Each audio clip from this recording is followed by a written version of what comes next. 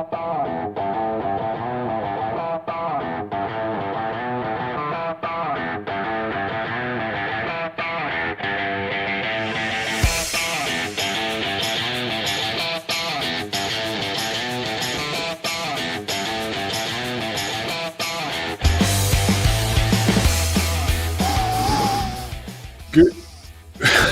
Good morning, traders. I just heard like a north wind come through. What the heck was that?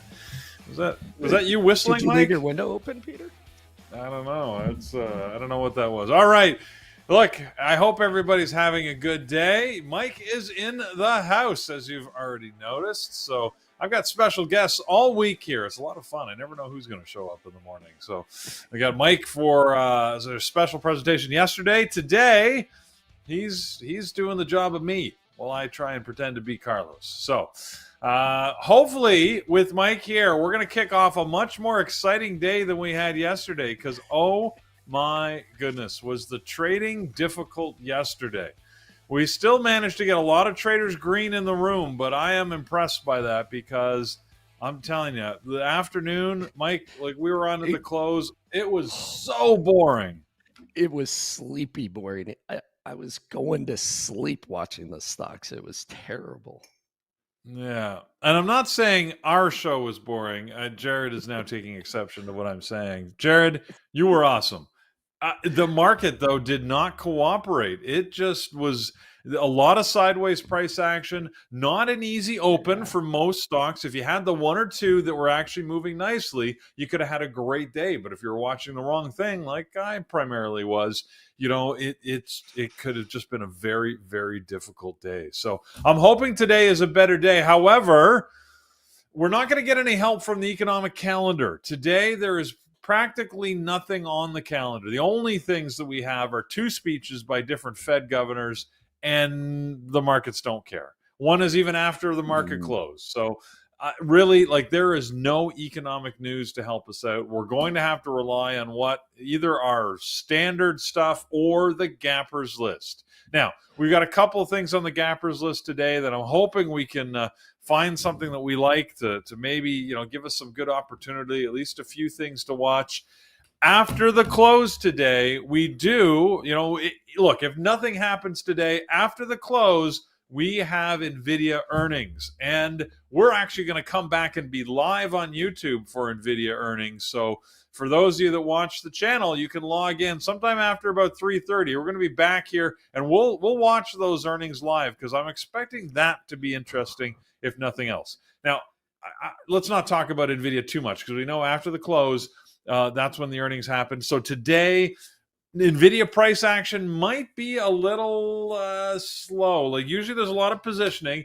We might get a fantastic day. Like I really don't know what to expect. Nvidia's in a very unique market position, being one of the big three companies that have over $3 trillion in valuation. We know it's got a lot of attention, always gets volume in the morning. We're already at about 4 million shares, which is about average. So, you know, it's just been in play for, oh my God, like a year now, right? So Nvidia, I expect to continue to be in play. Will it be a little less, a little more? That I who knows, right? But we'll find out here together. So for now, let's take a look at this gappers list. We're going to see what else is moving this morning, and will give us an opportunity. There's been stuff that's been jumping on and jumping off.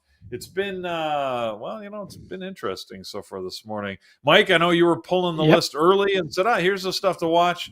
And now like 2/3 of that has disappeared. I don't even know. Yep, it's disappeared off of that. Luckily, just so everybody knows, I know Peter and Carlos have been talking a lot about, hey, our gappers up and gappers list been having some issues. So I just want to make sure everybody knows kind of what's going on with it. It's a coding process in the back end where it's either double reading the volume on a stock or it's not reading the volume at all, or when it's reading the volume. So our developers this week are heavily engaged in getting that coding right. They're testing it out. They're back testing it this week. And we're looking to hopefully have it released by Friday or early next week. So with that though, because they're doing that back end coding, we have a program in the back that I've been watching and that we compare the stocks and the gappers too, to make sure. And that's the list that I kind of sent to Peter. And currently we got a couple additional stocks that are on there that we'll get to, but I think we should start with KSS, Peter, since it's one of those Kohls that had earnings today. It beat on its EPS and it beat its sales. So, and it's one of our gapping up that keeps going up and back. So up and down, on and off. I'm on mute. You can't hear me at all. Yeah, it has about 880,000 shares traded. It is a NYSE stock, which means that it typically doesn't get all that much volume pre-market. So that's not bad for it. I've watched this many a time. I've enjoyed trading it, probably because I made money off of it in the past. But you've got to be very careful. This is one where whenever you see a NYSE stock, the key thing to remember is if you're looking to trade it at the open, when the opening bell rings, most NASDAQ stocks take off, right? Their biggest volume bar of the day is usually right at 9:30. That does not always happen with New York Stock Exchange stocks or NYSE stocks. So you've got to wait for that volume to come in. It might happen right away. It might only happen in minute 1, 2, 3, or 4. But you've got to wait for that volume bar to hit. That's when you know it's actually going to sort of start to move in a direction. Don't jump in before that, or you're likely to get just smashed out because it will reverse course a couple of times with that low volume. So KSS is a possibility. Yeah. The daily does not look awesome, to be honest, but I like how we're up above this consolidation we've had for the entire month of August. So we'll put this on a secondary list. We'll definitely set some levels, and we'll see what happens with that. All right. Also on the gap up list this morning, I was seeing a couple of this one that just has consistently been here, and it's been here in the past, is VRAX. Something's got to be going on here because it's up 26% with over 8 million shares traded. So it's not unfamiliar territory because look how it's moved quite radically over the last last 2 weeks, I guess. We're up to the high end of that range. Mike, is there, I don't know, like I haven't looked at the news previously. Is this a continuation or something new? I think it's just a continuation because I don't see anything on any of our news apps on it. It's pretty blank. Congress did some stuff, but that was two months ago. So the last news on it is Congress makes 4.5 million, I'm assuming, trading stocks in a day on it. So, but nothing crazy. All right. Well, the trading over the last couple of days doesn't look like anything special, really. Had a little bit of a drop on Monday. Yesterday, didn't do much at all. So pretty flat price action. So I don't know. It's got some volume here, but I'm not anticipating it working well. Javier is saying that they had a distribution agreement for the monkeypox virus vaccine. Yeah. So, biotech company. Your favorite, Peter, from my understanding, on Mondays. Well, it's not a Monday, so that could be some legitimate news. I don't know. Anybody tried to trade this over the last couple of days could tell me whether it trades well enough that it's worth paying attention to. Because again, the price action just on the chart doesn't look fantastic, so I can't really tell from that. It was awful. Javier says it was awful, so that's one point. Yeah, I'm not loving it too much. I'm gonna write it down here. Maybe, but I'm not loving it. Not loving it. All right, so we got a maybe. We've got Kohl's. Let's see what else we've got here. A couple that are on there, AMBA. So AMBA, I saw that on your list. AMBA. Whoops, yep. AMBA. So it had an earnings miss and a sales beat. Not much as far as pre-market volume going on this morning, but it is gapping up 19.2% today. So some people do like it out there. Yeah, the pre-market action looks very poor, but on the daily, Love it. Look at the gap that we've got way up here. We're sitting towards the high end. Is that an all-time high? Probably Yeah, not, but it no, it's not an all-time not high, an but all-time high, it's but it's definitely a high for this year. And you can see it hit that exact same level back in December, in February, and then again in July. So I love where it's sitting. That's another one that might be worth putting on the list just because of those earnings, despite the low volume this morning. So we'll see what happens to that. Maybe we'll set some levels on that one as well. All right, so we got a couple of options. Everything else and on my then gap up list is. Sorry, Mike. then we also have AIXI, Peter. AIXI. So it's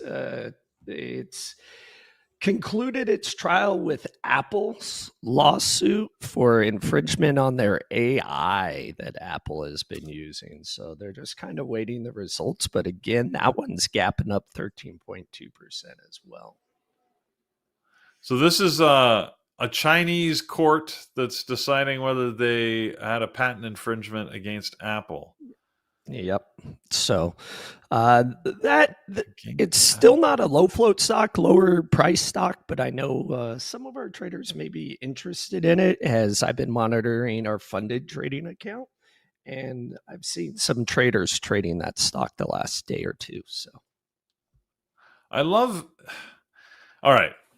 Here's a quick Peter rant. These things always make me laugh because so this company Shanghai Zhio, anyways, they have a patent infringement lawsuit against Apple. The Chinese courts are notorious for when a Chinese company decides to patent something, they will usually favor towards the Chinese company against any other global company and rule in their favor. Often what happens is the global company will totally ignore it or just decide not to do business anymore in the region. But the courts will completely ignore a global company that decides that a Chinese company has infringed their global patents, despite blatant abuses. Like there are companies that have completely copied. I think of the auto manufacturers. There's one with Porsche where like there's a Chinese company that literally built an exact duplicate of the car. Like everything was an exact duplicate, outside, inside, and the Chinese courts would not even hear the case. It always like just makes me shake my head. So I imagine this is probably going to go in the local company's favor. It'll be interesting to see what Apple chooses to do. But anyway, so AIXI this morning is, like Mike said, gapping up a little bit, low volume. I can't see this actually being a tradable opportunity off of this. So we'll see what happens with it. But yeah, it's probably not making my list personally. If you guys like it, by all means, it's yours. You can have it. Take it away.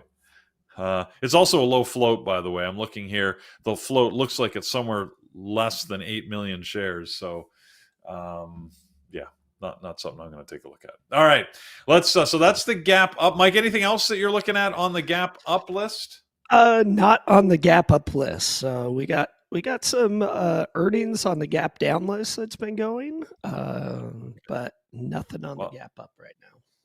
Oh, well, I got two more then for us to take a look at the gap up list. We'll start with Nordstrom's JWN. They had earnings after the close yesterday. I know that they beat their numbers. The market was a little surprised that they beat their numbers. So not typically a huge pre-market mover. And as we can see this morning, get rid of these lines here, not doing all that much, only 360,000 shares. Again, NYSE stock, so not a surprise there. Probably will start to move better after the opening bell rings. But with the earnings and combined with Kohl's KSS earnings, might be worth keeping an eye on. The other one that I was watching from this morning is Chewy. I love a company named Chewy, CHWY. They had earnings earlier this morning, and looks like they basically met their numbers. They just met on both revenue, but actually they beat the bottom line quite nicely. I didn't have a chance Yeah, to their look up. earnings per share. One of the interesting things with Chewy is they had a big earnings per share beat, but then they came out Okay. and said, well, it's not comparable to how the estimate was calculated. So I think Huh. that's why you see it going on and off and on and off the gappers today. So, So and then it people don't missed know what on to do with it. sales. Funky, Right. Okay. funky accounting. Make the numbers say what you want them to say. Hmm. Nobody likes accounting issues, and that usually sinks a company over time. So we'll see what happens with that. The other one that was on the gap up list that I was watching for earnings was Box. And Box. I think this is the company formerly known as Dropbox. So they just called Box now, or is it a different company? Anyways, Box had earnings, and they were pretty much in line with estimates, but they raised their guidance, so that had them gapping up. Pretty low volume this morning, only 68,000 shares. Again, one of those strange ones that feels like it should be like a .com type stock on the Nasdaq, but it trades on the NYSE, so not doing much. The daily doesn't look bad though. Look at it moving way up above this range it's been in for the entire year. So Box, I like where it's sitting. Notice it's sitting again, an area of consolidation from mid year last year. So another potential option on the gap up. All right, let's take a look at the gap down list at this point. We've got a bunch of stuff, a lot more stuff on the gap down list than the gap up list. Largely probably because the markets are just gapping down just slightly this morning. So that usually sort of throws things on the gap down list. You can see we got tons of stuff sitting on the gap down list. I'm going to have to skip through a few of them. Those that are relevant, we'll start with those that have earnings, I guess. ANF gapping down. Well, it was 10% earlier. It's only about 8.6% now. Gained a little bit. Again, a NYSE stock with 700,000 shares traded. Mike, I didn't actually look up the earnings on this. Yeah, they had an earnings beat and they also had a sales beat, which is interesting that it's gapping down, right? You would think that it's gapping up, but their guidance was for a significant decrease in their quarter 3 estimates that they had. So they had to revise that. This has happened a lot. I've watched ANF for a couple of years, and they can often beat their numbers, but then have it gap down in the morning. So I'm not sure why this stock in particular does that. I mean, the guidance, obviously, in this case, is usually what brings things down. But this is not, again, unfamiliar territory for Abercrombie and Fitch. Yeah. All right. So ANF gapping down on earnings. The other one that we have high on our gappers list is Foot Locker. Again, one we only see every quarter when it has earnings. Just over 300,000 shares. NYSE again traded stock down about the exact same amount, 8.5%. And again, it beat earnings and it had a sales beat, but in their guidance, they mentioned that they opened 5 new stores, which would be good news, except that they closed 31 stores as well. So,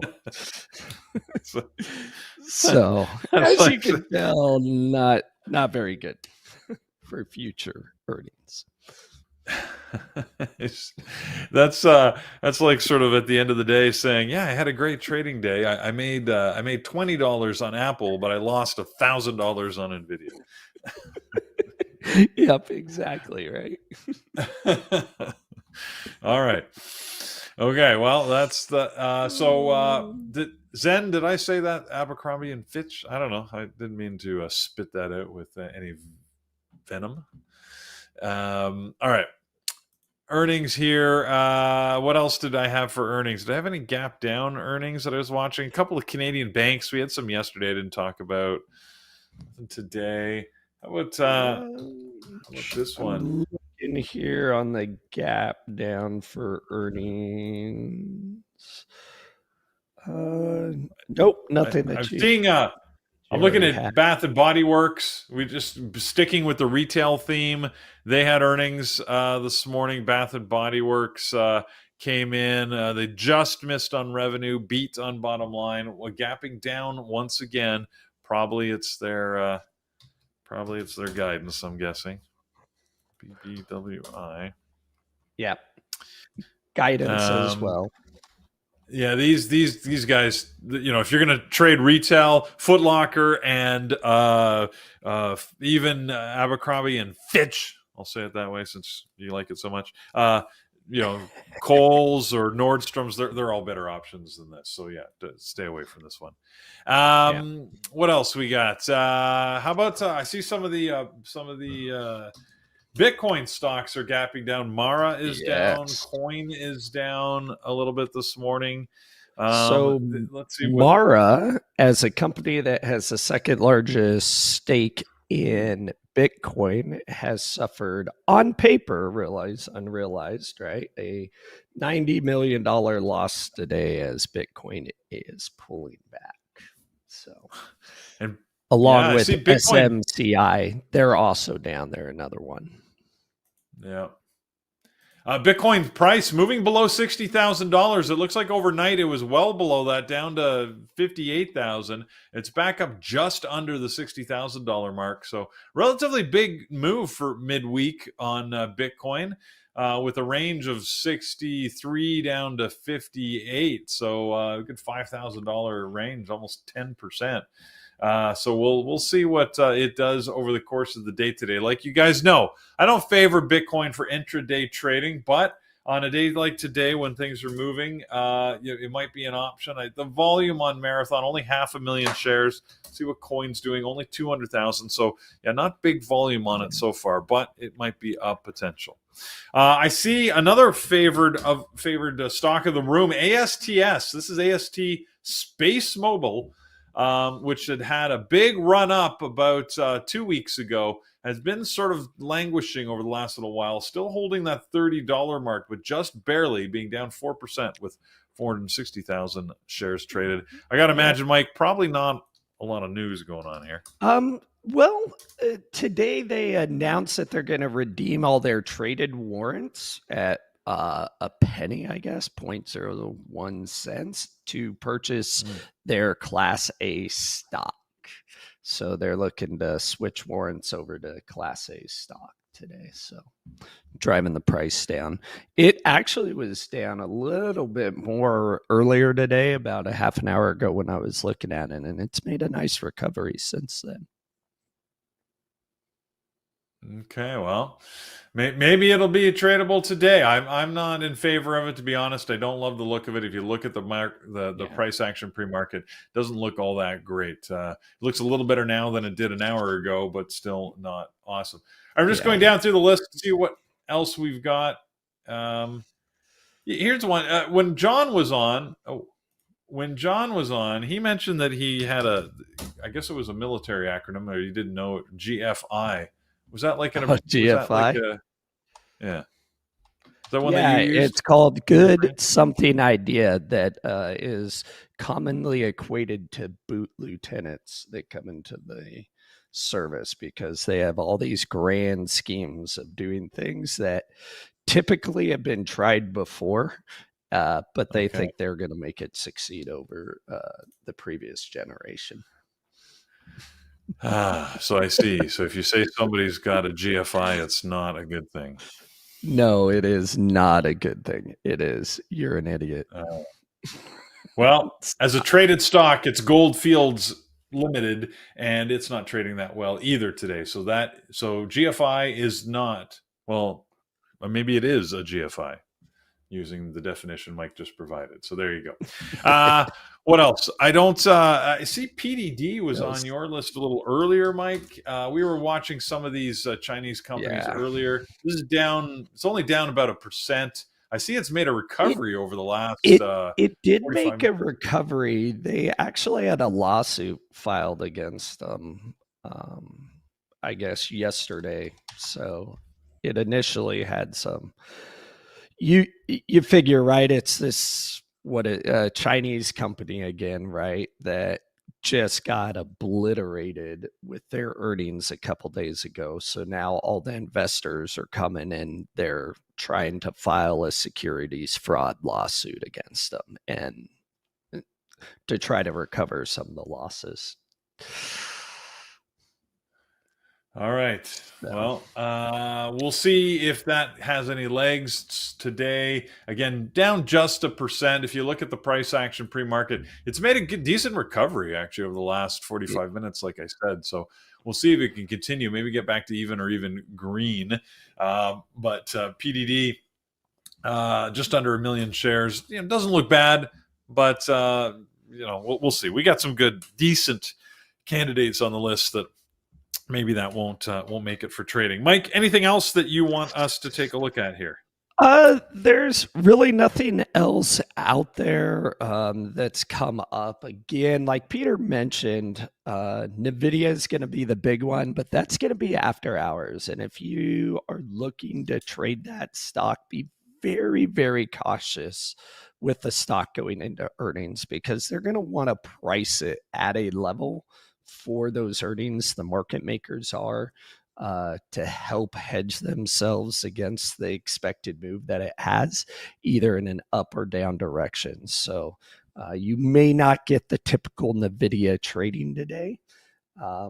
All our Magnificent Seven stocks, right, are pretty much flat right now. Some of them are slightly red, half of them are slightly green. Not a lot of volume. Nvidia is the only one that has any significant volume.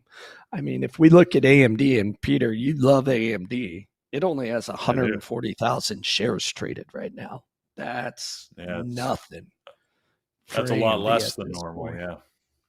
So be very careful. I agree with Peter. I think the market, it's very interesting that the market isn't really like waiting for an economic news. It's really waiting for Nvidia to report to see kind of what it's going, because the indexes are invested so heavily in that stock right now. Yeah, and it's amazing like how this one stock has had such an impact. I mean, for a company that frankly nobody had heard of just a couple of years ago, to really sort of dominate the market narrative in such a way, I find it amazingly impressive. But welcome to the markets, right? I mean, a year from now, there could be something new that we haven't heard of today that will be up there and everyone will be paying attention to. You never know. So we'll see what happens. I mean, there was a time when IBM was right with a one thing to trade in the market. I'm going back like 40 years, but IBM dominated the market, and you'd be a fool if you weren't actively trading that or at least paying attention to it. Now, like, do we care? Right? Not at all. So it's the way it goes, right? Railway stocks were the thing to trade. If you've read Reminiscences of a Stock Operator, is that what it's called? Reminiscences of a Stock. Anyways, the classic book.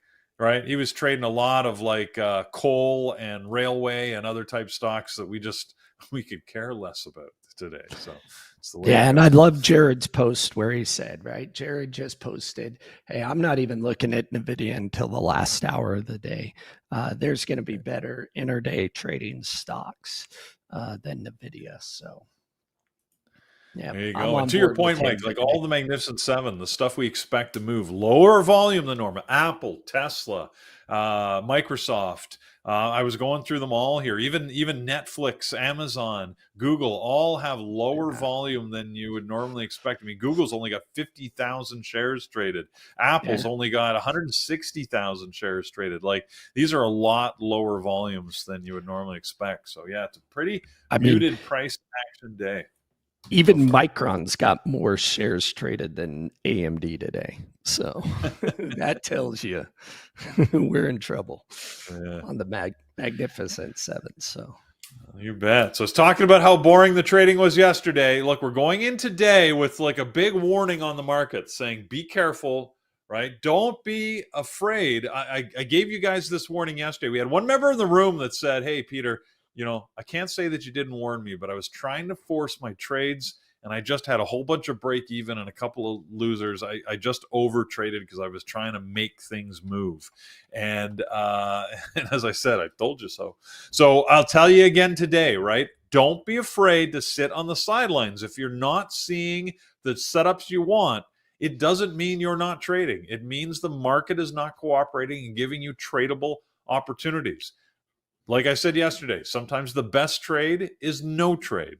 If it's not a good setup, don't force it. Don't take all these marginal situations just because you feel like you need to do something and you have to get into the market. So, it's tough. Like, that is one of the toughest skills to develop in trading. So if it feels uncomfortable, if it feels hard, good. It is hard. It should feel hard, right? But stick to your strategies, stick to your rules.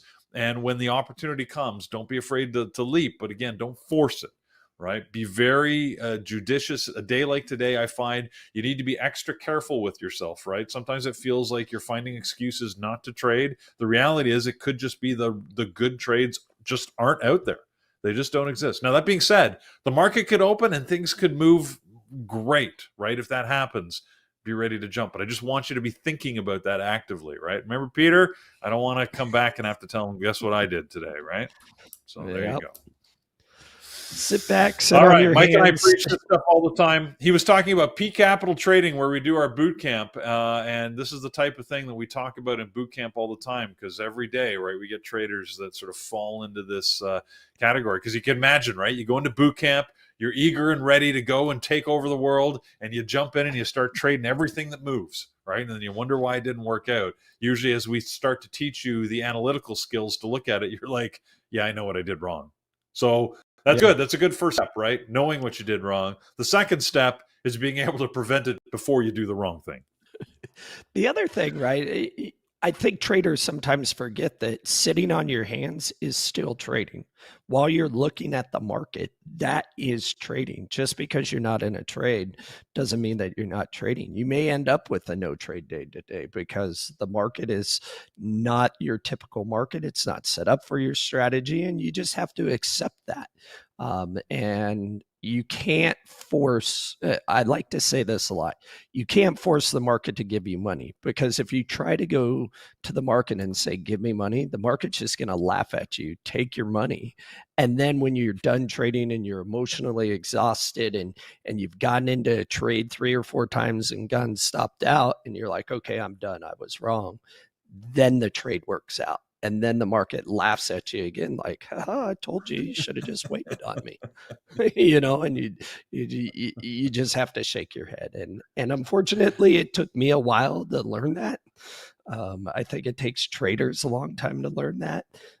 But it is a skill that you have to eventually acquire as a trader, to just be able to sit back and say, it's just not ready.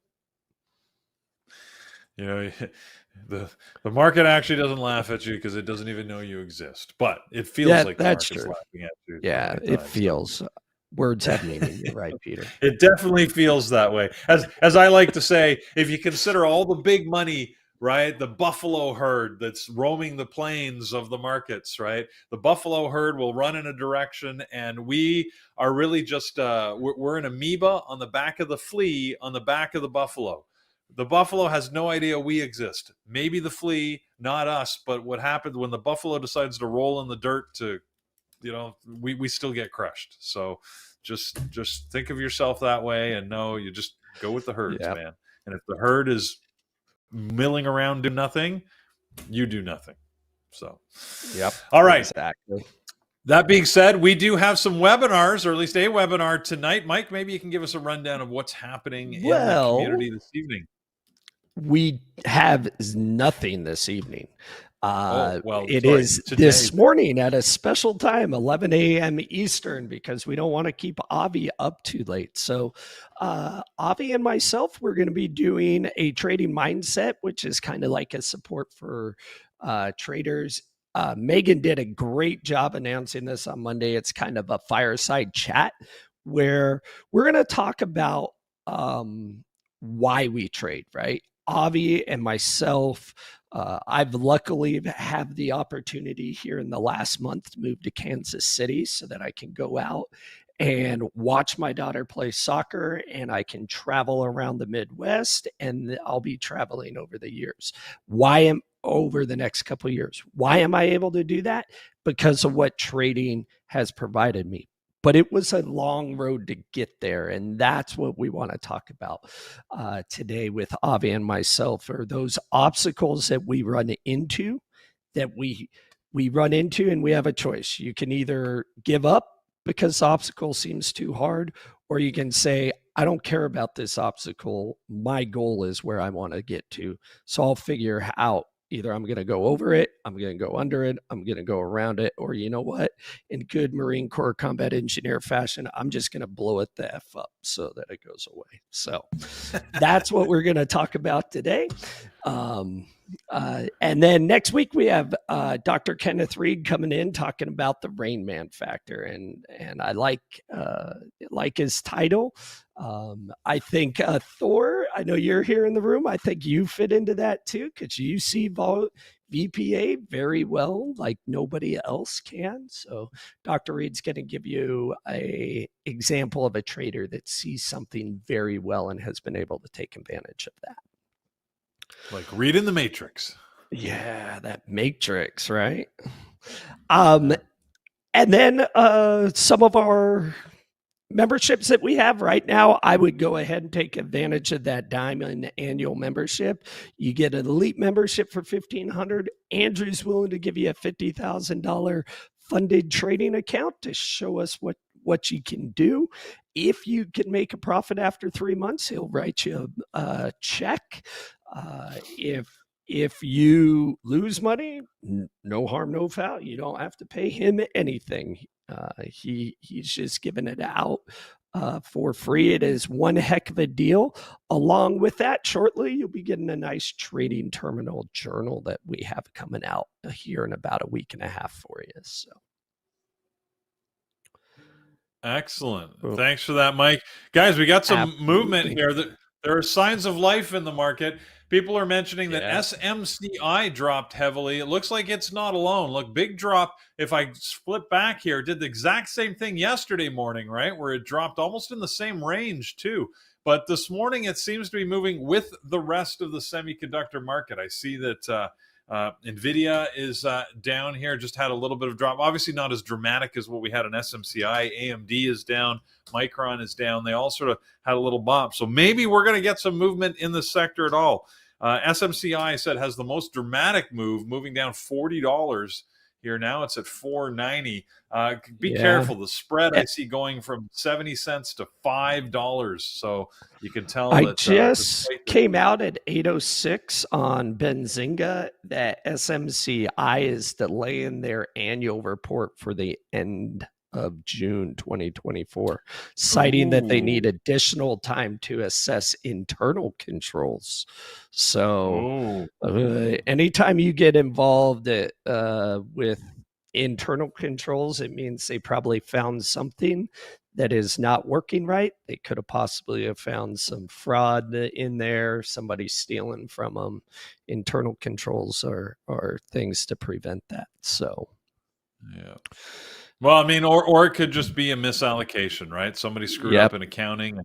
They put it in the wrong, general ledger, and now they got a problem. But one way or the other, yeah, it's never good when you have to delay your reporting. That's pretty big. The market doesn't like that. The market regulators do not like that. And of course, your stock price will not like that either. So it's a very big deal to make the decision to have to say you're going to delay your financial report. Often that can cost the CFO their job. So like Carlos likes to ask sometimes, who's getting fired? We could very well have somebody getting fired over at SMCI. So we'll see what happens. I mean, I've been in companies where we've had to consider that, and I'm telling you, it is stressful times. It is not good when that happens. So here we go. The CFO did not like that phone call last night. Guaranteed. I guarantee that. Yes. That was not, I mean, hopefully for their sake, he or she made the call up to the boss and said, hey, we got a problem, rather than someone else telling them. But that's probably what happened there. So anyways, SMCI, moving, obviously a little more volume now, a little more price action here, big drop on it. So this could bring some action, again, have a cascade effect over to some of the other semis. We'll see what happens. All right. So there you go. A little bit of movement. Okay. We're going to set some levels here on a few of the things that we were looking at. I'm going to start with KSS. It was one of the first ones we looked at this morning with Kohl's. We're going to go to the daily chart. like I said earlier, we're sitting in a range here. Kohl's this morning, it's pre-market high, $20.99. Obviously, that sets a mark we're going to keep a look at. Got to pay attention. If we get back up here from a daily level, Kohl's had some area of consolidation around 2050 here. So I'm going to keep an eye on that. On the low side, I actually have the lows of the previous 2 days that'll give me some idea. If we get below that, I'm definitely going to keep an eye around here, around $19. In fact, you know what? I'm going to put this level right at $19 just so that I've got warning if it gets down there. Kohl's not a big mover, so that's probably good enough. If we get above or below that, well, you guys can see here on the chart. Hopefully you're going to start to be able to pick these out for yourself, right? Where you get areas where we've got support or resistance, right? Up here around $23 on Kohl's, an area I would watch, and down lower, well, not much. In fact, are we sitting close to? No, we're not at all-time lows. You can see how it went lower there back in 2023 a couple of times. So look, you know, there's no, it's not a coincidence that these things sort of had lows around the same area, around $18, you notice, back in that 2023 timeframe. So there you go. Lots of levels set for Kohl's. What else we were looking at? JWN, Nordstrom's earnings and gapping up marginally. The price of the last 2 days, well, it's sort of in this range it's set pre-market. Boy, this oddly looks just like I was looking at on Kohl's. What same price level and everything. All right, how odd is that? Look at that. High Chewy might be something to look at too, since Jared and Megan are both checking out Chewy this morning. We will do that then. We'll set some levels on it. All right. On JWN, the high and low of the pre-market, I think, gives us a good bracket range. Interesting. Look at how that cuts across where we had resistance on the top side, support on the bottom. Use the high and low of the pre-market as an area to keep an eye on for Nordstrom's. All right. So let's go to Chewy that Mike mentioned, because I do think Chewy, I agree with you, it's probably worth watching. You can see I've taken a look at it before, probably not for a year or so, but I had some levels down at $17, at $19 that I was watching on Chewy. Obviously at the current price range. Well, look at this tight range it's been in for the last 2 weeks. Just the peak high here, I'm going to put a level right through that, because that's an area we sort of not only hit earlier this month, but we hit last month. And I can see the price action cut through that back in June. So clearly there's an area of support there around 27.50 to keep an eye on. And then if we go to the downside where we spike to on the low side, well, like I said, that low of the pre-market, I mean, that's a great area to watch, because you can see it had support in July, earlier in August. So, yeah, it's tough though, right? It's not, these things are always ranges, by the way. So you got to keep in mind that wherever I put my line, that doesn't mean that's the exact price where we're going to get support or resistance. It just means it's a rough area. So I'm going to put it at the $24 whole number, because it looks like that's where we got some support earlier. If I zoom in on Chewy, we'll just see here on just over the last few days. Yeah, look at this, you know, this high clearly, right? We had areas where it gave resistance. My point of control, again, that orange line sitting sort of in the middle of today's price action, but below the current price. So an area to watch, I think, around $25.80. So, hey, when Megan and Jared are both looking at it, you know, it's something maybe you should also pay attention to. So now at least you got some levels to work with. All right, what else we were looking at? We had this VRAX that we had on our list that was, had some news. Low float on this one, so you got to be very, very careful. You're going to trade this. This would be like one of the low float specials. We're only talking 2 million shares in the float. It's already traded 10 million, which means it's flipped that float over almost 5 times, and we haven't even opened yet. So be very, very careful. I don't love stocks that sit in that price range or that float range, so I'm probably going to be avoiding it. Frankly, the high and low of the pre-market is a good bracketed area. See this spike high that we had back on the 19th? You know, went right to $9. You can put a level there if you want, and I would mark 350 to the downside. That's a ridiculously large range, by the way. So if VRAX gets going, this could do anything, include halt multiple times. So yeah, not my favorite. All right, what else were we looking at? We had some of the other stocks in the retail sector, Abercrombie and Fitch. sitting here down 10% at just under 149.50. If I'm going to set a level on this, I'm not seeing great levels on this one. Probably here, I'd give myself a warning. Probably at 141, just because that's sort of the midway mark between the support and the resistance. See, we had resistance here and then support here. So I've just put 141 as an area to mark, and then the top side, probably the high of the pre-market at 170 is an area to watch, because we're well off of that. Yeah, I don't know what this is going to do. I don't even know if it's going to get volume, so may not end up being a good trader. Foot Locker, I have traded in the past, not for a while. Foot Locker had some great trading during the pandemic. Actually, their stores were in trouble, their sales were down, and it was doing fantastic stuff. I don't know if today will be a day when we'll get that opportunity, but I'm going to set a level here just to be ready, just at 29.60. You can see again it was resistance from the as it was pushing up. As it got through that, we'll come back, and I noticed the pre-market is pretty much right at that level. So we'll see if that acts as, oh my God, I can't speak, acts as support. That's what I'm trying to say. All right. What else? What have I missed? Maybe SMCI. So many of you love SMCI. You haven't put that on there yet. It's definitely. Yeah, I don't like the spread. I've never liked the spread. I don't like the way it trades. I have never traded this. So, but I can't deny, right? It's moving. Let's see what it's doing right now.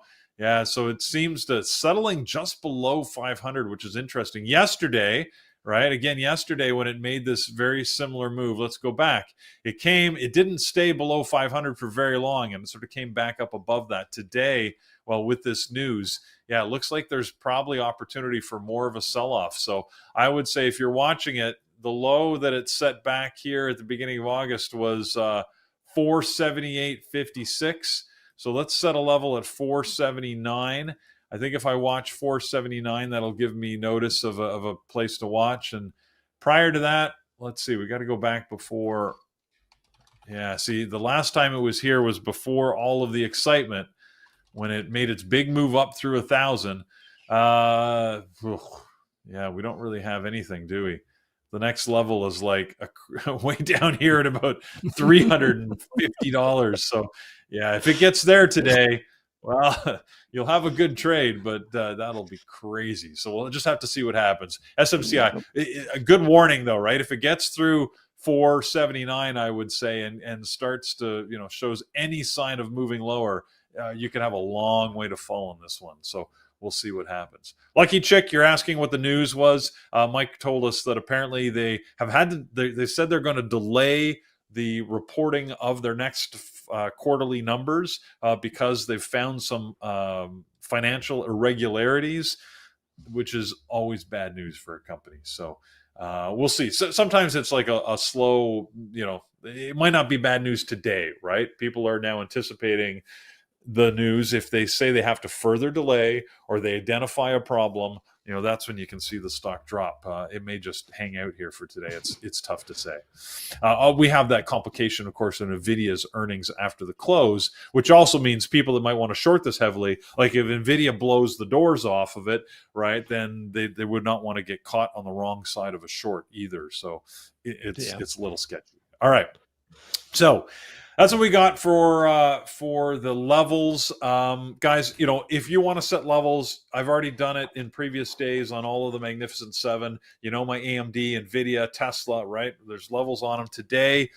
We're not going anywhere on any of them, so it doesn't look like we're going to need big levels. You could probably use the ranges of the previous 2-day high and lows to give you an indication as to what's happening there. Mike, and anything else? Just remember the Mag 7 stocks, the volume is significantly lower on them in the pre-market, except for Nvidia. So that is something to be aware of if you normally trade those stocks. Indeed. And like we said earlier, we don't have any economic data really, right, to fill the gap. So could be a quiet day. We are midweek here on this Wednesday with, again, Nvidia, just the thing that everybody's watching because their earnings come out at 420. 420. Okay. There you go. We All right, also so have CRM for earnings today as well after the close, and CrowdStrike, which nobody's really talking about as well. So Salesforce and CrowdStrike.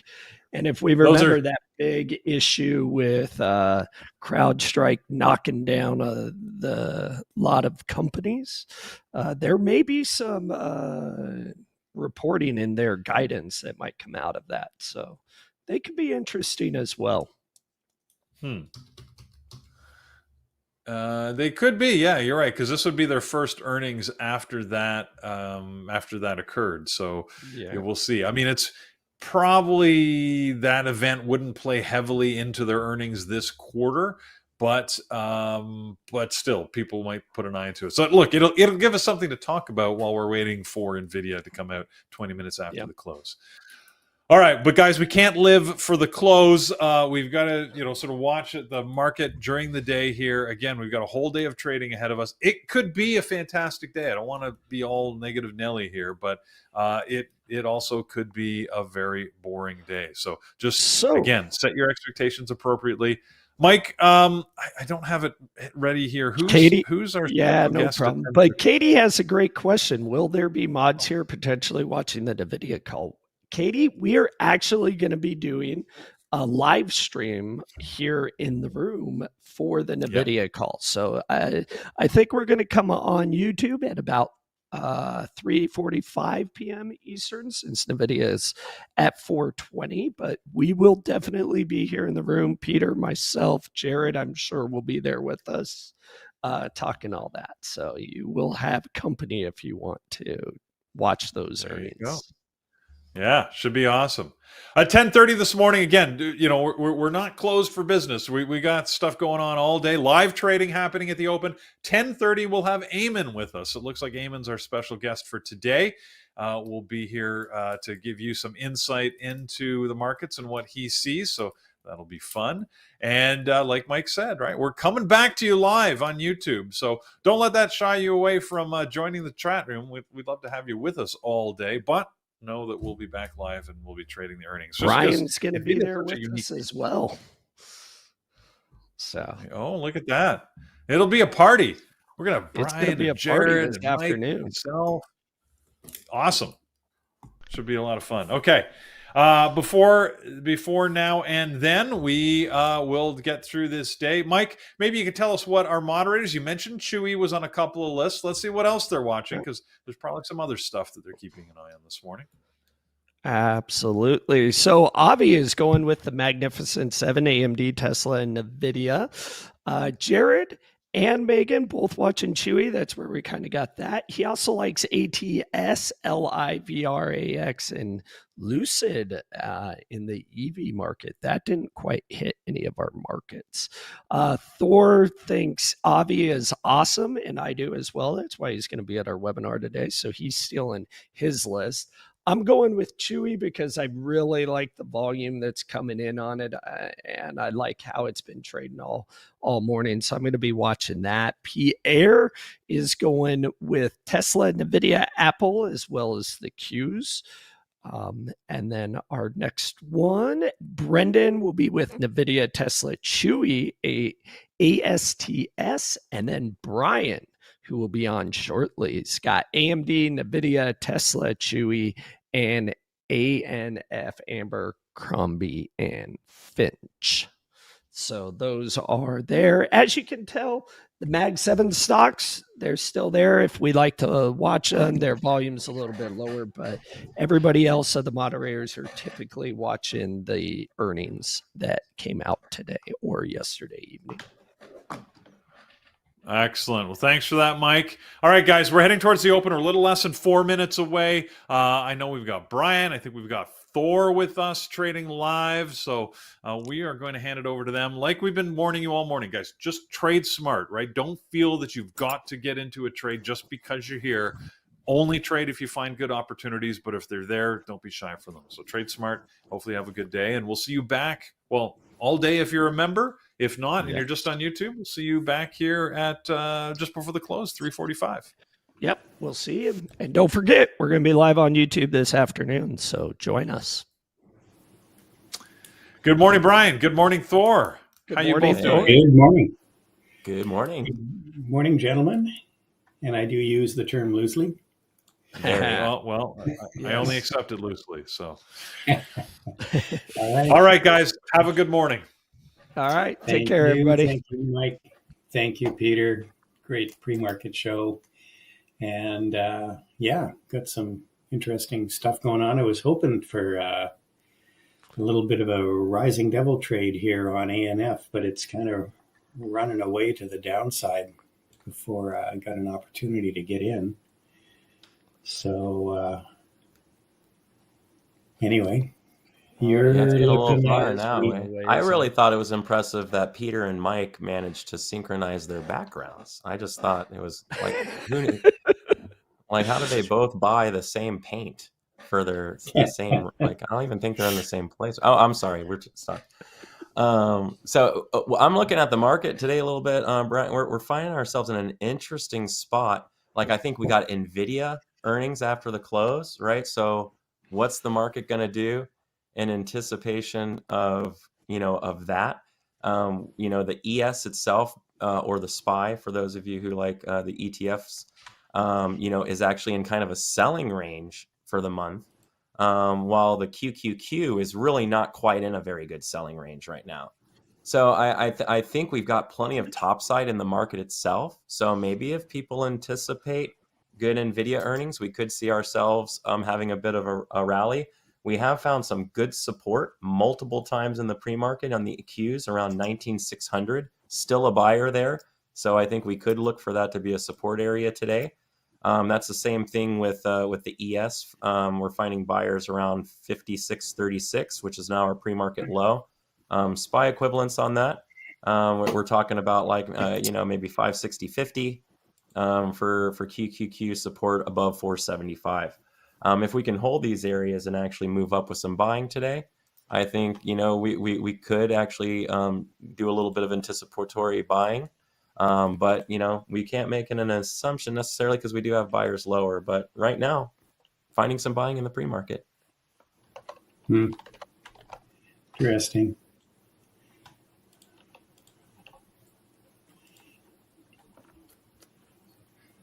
Well, this is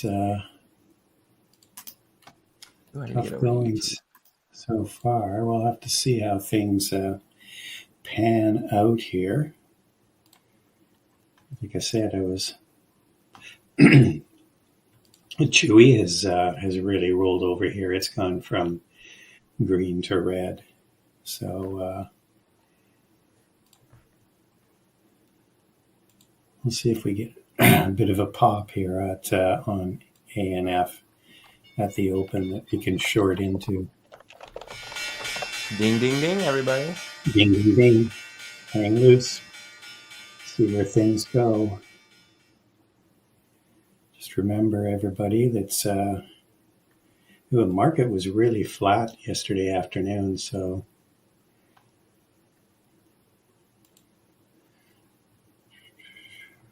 Ooh, good buying right out of the gate.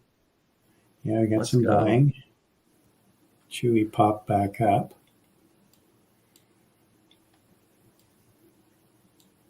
Tesla's bouncing here. Nothing on ANF yet.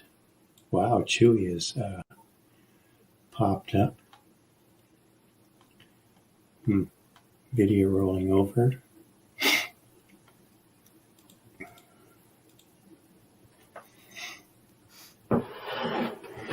I'm long some contracts of NQ from that 19,600 buyer in pre-market. So I'm just kind of seeing how this open goes to see if I'm going to hold these or not.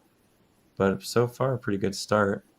We're selling a bit right now, like into a big buyer on Nvidia and a couple of other tickers. So, but we're in a buying range. I don't know. It's kind of a weird range on a lot of these. Hold on, let me see.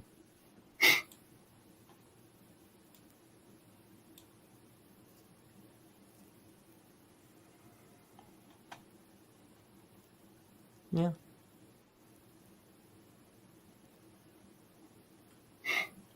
I am long a bit of Chewy here to get to 28. It's really extended. Might regret jumping in there, but let's see where it goes. Here we go, 28. Here we go. Yeah, here we go. Taking some profits here, 28, 26.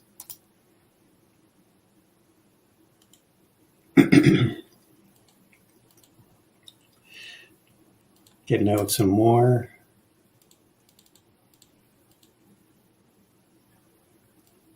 Oh, whoops. Oh, well.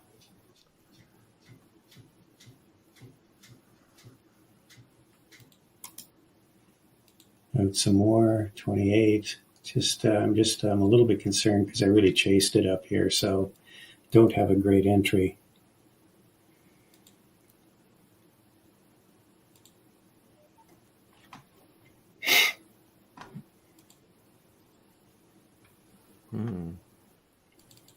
Apple's in an interesting spot.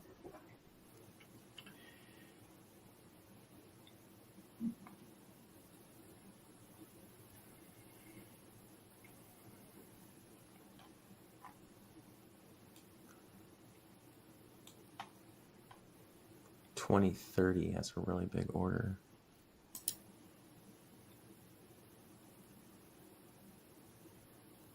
Okay, Chewy's back in my break even, so I'm watching it here. I'm already out of a lot of it because I said I kind of chased it, so I don't want to be stuck in this if it really pulls back hard. Let's see what it does.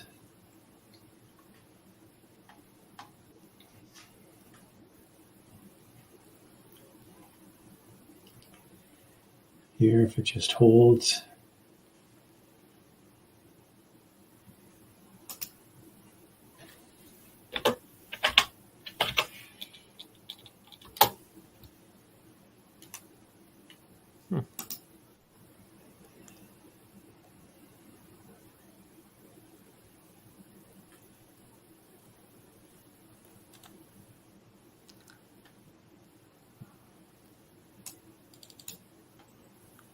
We got some orders up there, but it's sinking. So let's see what it does right here.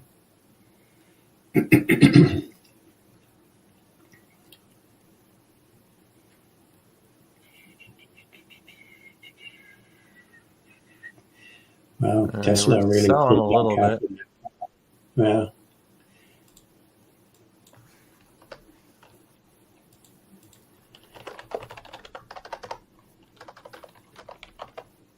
All right. Well, I'm going to get out of the rest of Chewy here. At 27.15. So that was okay. I mean, I'll take what I got on that one. All right. Wow, big punt on ANF all of a sudden. Woo. Why am I not watching Tesla every day right now?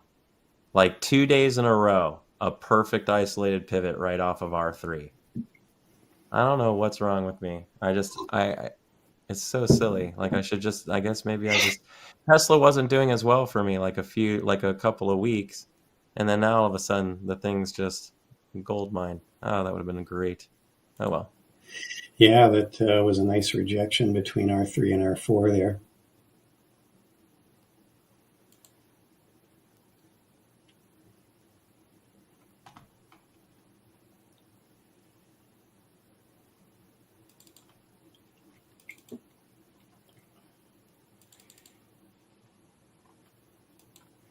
Man, what a drop on ANF there.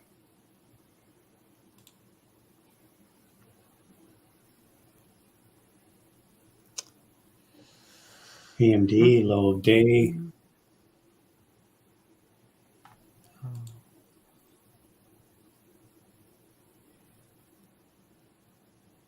I thought you said Okay, that was a stupid trade.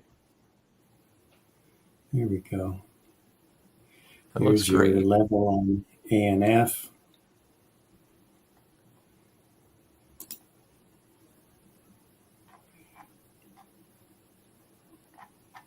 Good job, man. That looks great. Good work.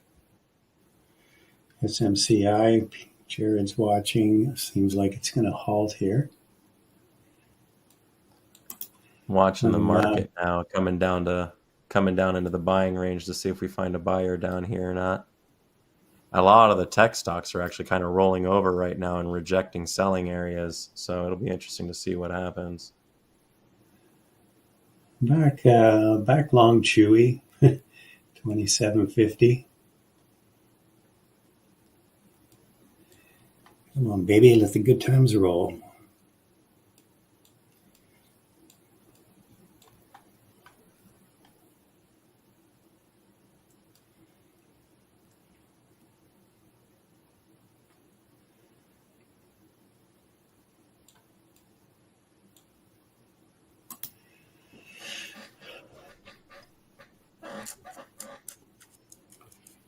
So I'm just going to sell some here at 80. Ooh, got 90, 2790 again. Here we go. Back above 100, or back above 28, I should say. Back above 100, I wish. There's some big orders there. Come on.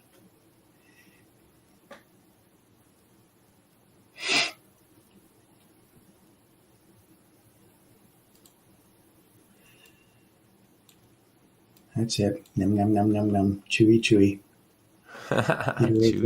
Chewy. Chew away at those orders. Num, num, num.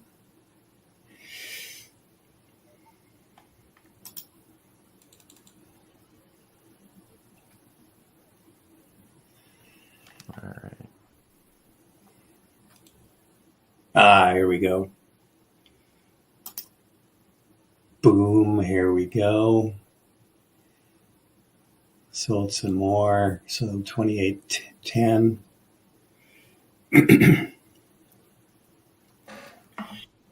That was a pretty serious pullback on Chewy, so had to get out, got back in again.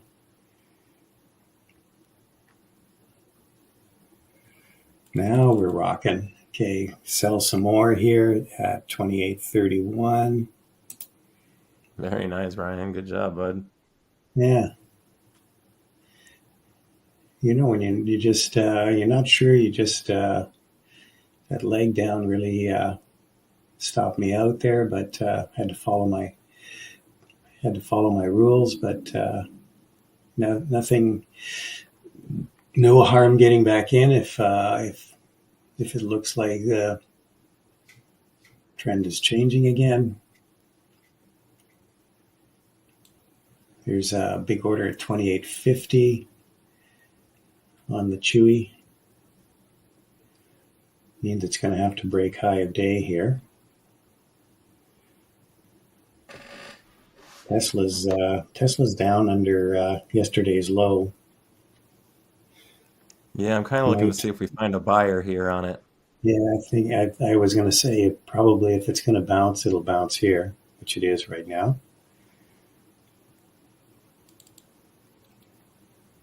Here we go. ES is finding a bit of a buyer here again. It's the same spot in the pre-market. The market kind of found a buyer. So I'm just kind of watching to see if we do. We don't really have any notable news events like today that I really think are going to steer things. So I think the main thing the market's thinking about is Nvidia after the close. So the real question is, what kind of positions are people going to be taking leading into the end of the day? I went ahead and grabbed a couple contracts long on the ES here off of this 56.36 like kind of an area. See if something goes here, and I'm long some Tesla off of 207. Nice, beauty. It's good. That was a good entry. Just gonna sell some more Chewy here at 28.42.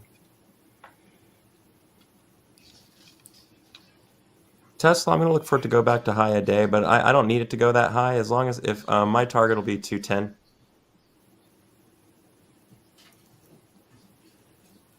Some orders showing up here, 28 on Chewy.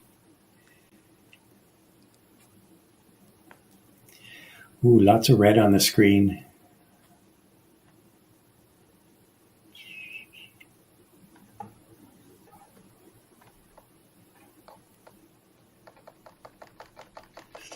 Lots of red. Everything's red. You can see here I'm long.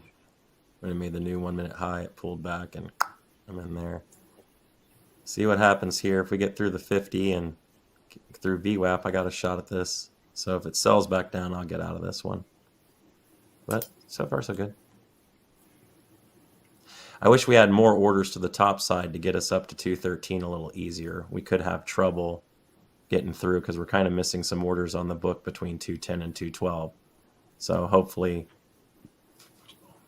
I'm not a little early. We might have to pull back and hit 206. So if we come back down, I'll get out. If it holds, I'll get back in.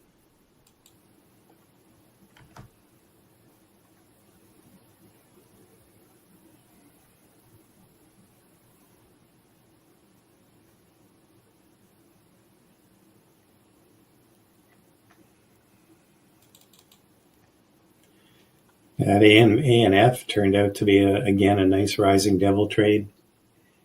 I know Peter likes to take those, but didn't really do much at the open. The spread was pretty ugly on it. So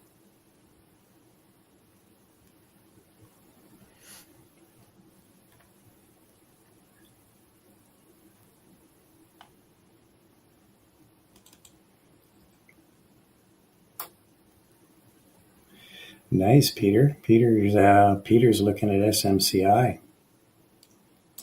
Got a $40 move on that. Ooh. Okay,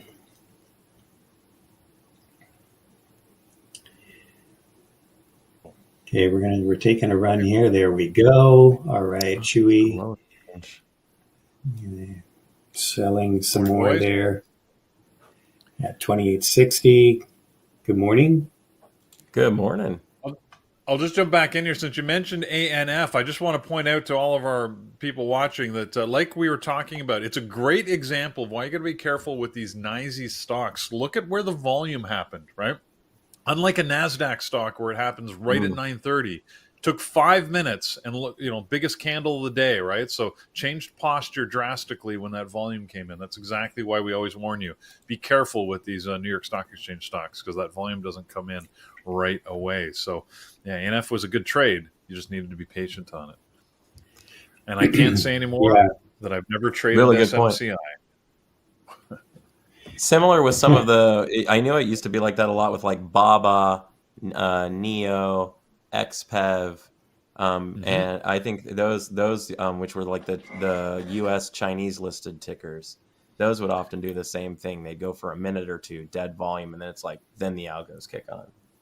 Well, you're absolutely right, Thor. Yeah. I mean, BABA did that exact thing this morning. 9:32 is when that volume came in, and you can see that's when it sort of changed posture and went lower as well. So, yeah. Well, just we do know from our visits on the stock exchange floor, talking to traders, they will tell you that they do not usually trade in the first 5 minutes. They call it I don't know if they call it the amateur hour, but they know all the retail traders are immediately jumping in and they just let them do their thing for the first 5 minutes. And then they make their move. So that's a good illustration, ANF, of what happened there. Yep. And thank you, Peter, for pointing that out. My pleasure. Nvidia just did a really hard dip into a buyer.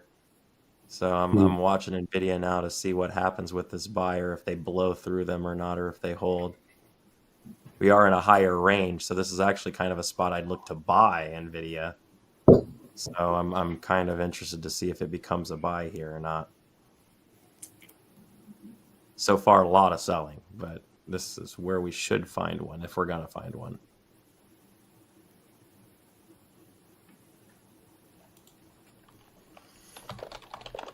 I'm just, I don't have a lot of shares left with Chewy, but we'll see if there are still orders up 2880 and 29. So I'm just going to see if we can get there.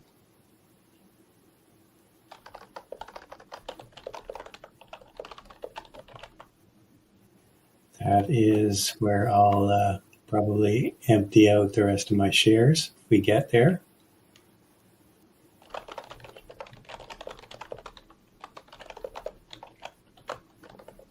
Okay, here we go.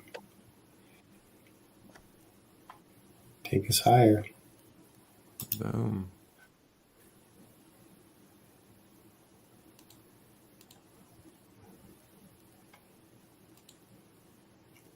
Qs are almost down into their buying range. Everything's kind of getting aligned.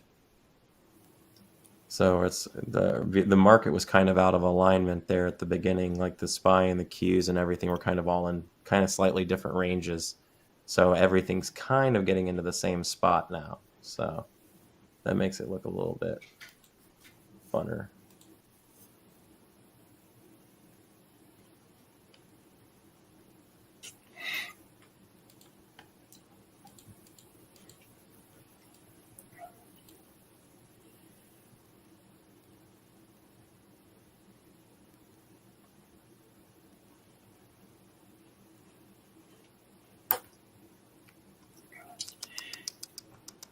Yeah, here we are.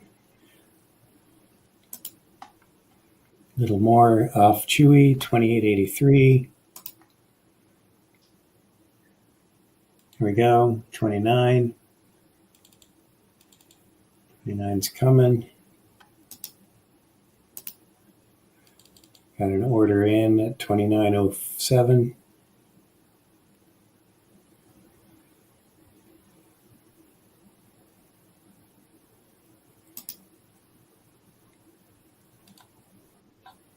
So I'm going to move that 2905.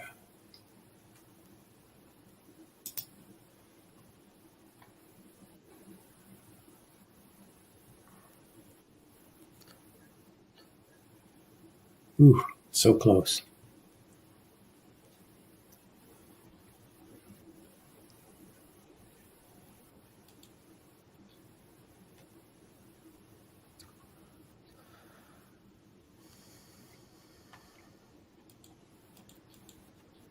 Nice, Eli. Good hit there on ASTS. Apple hitting that short. Look at it go.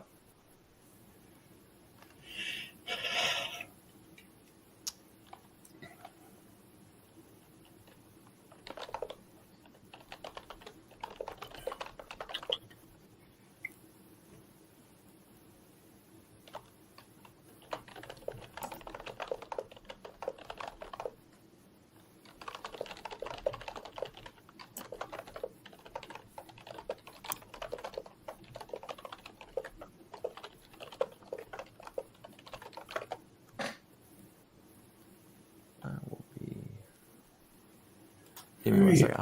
Well, I think there's the bounce off our S3 on Nvidia.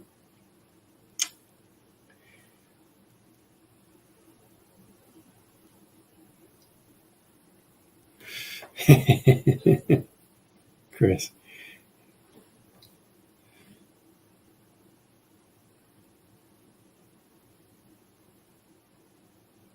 Come on, Chewy.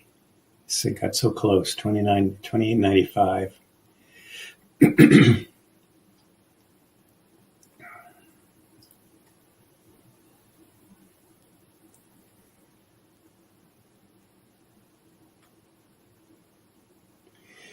Chewy was not really trading that great at the going into the open. I had a question from one of our members about trying to read the pre-market and try to figure out where things are going, and it's sometimes it can be difficult to figure out where stocks are going to go.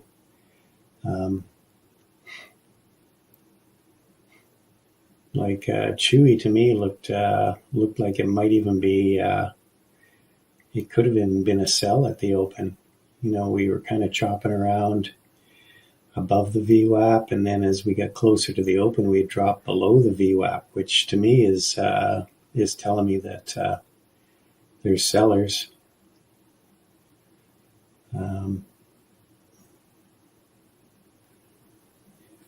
So all these people that sold down around 26.50, 26 are probably looking at it now, crying the blues.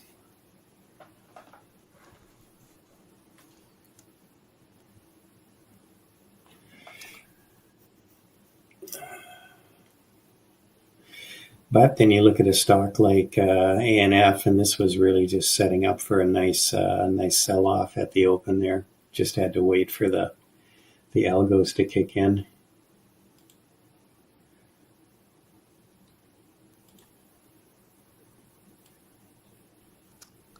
All right. So Still haven't got my kind of fill just yet. watching us see what we do here, man. Seeing if the market bounces here at all. I missed a couple of my really good shorts. I was watching Apple and Tesla and missed pulling a short on both of those. So I'm still kind of hanging out to see if I can find a good trade. I like the ES here potentially for a long. So I'm just kind of seeing. I just don't feel like we're finding a good buyer here right now. And so that's making me hesitate. So just kind of waiting to see.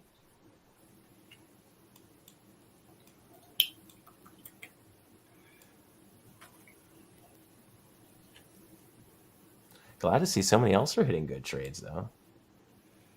Yeah, what are people doing here?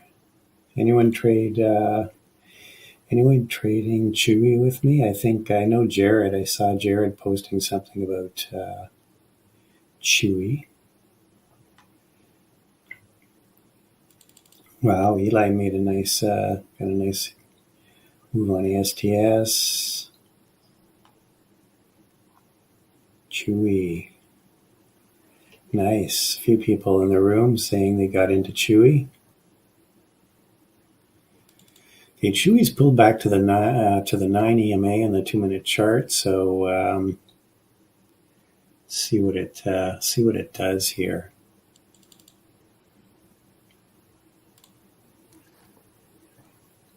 All right, let's see what happens.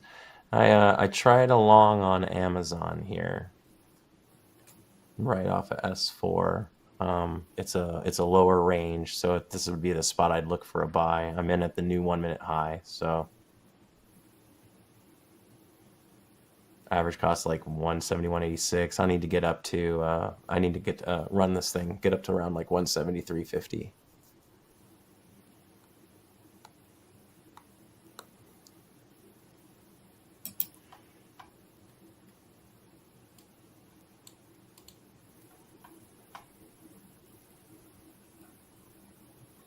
I don't know why, for some reason my cam froze, I think. But so we'll just have Brian's pretty face on here. All right, there you go.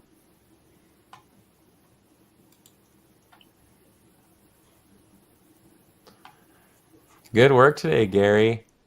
Great grab there on the Tesla, bud.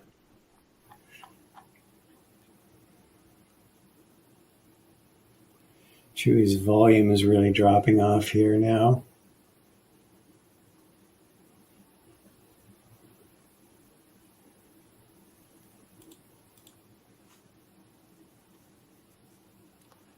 I don't feel like we've really got volume yet on the market.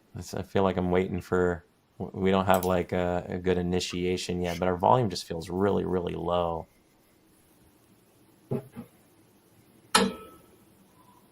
What is it?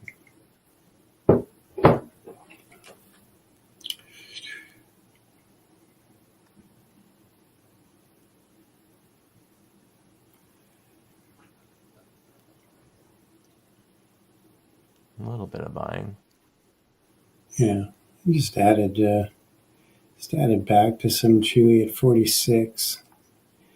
see if we can get this move back up here. We'll stop out of it completely if it drops below the 9 EMA.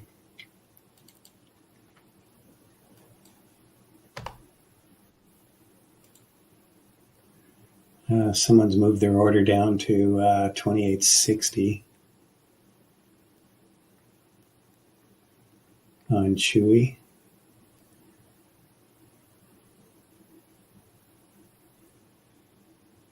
Big order at 2860 now.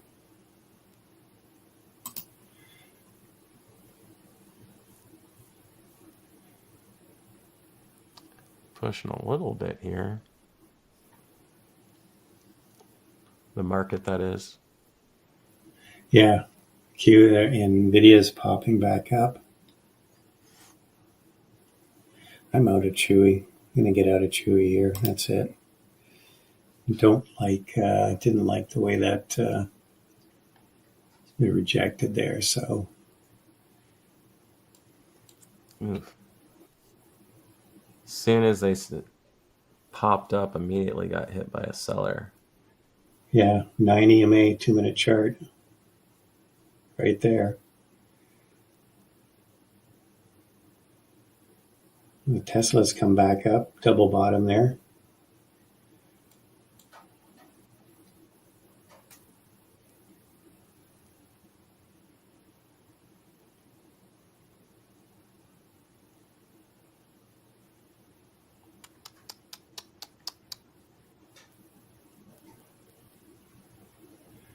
Okay, no trades for me right now, or at least no positions for me.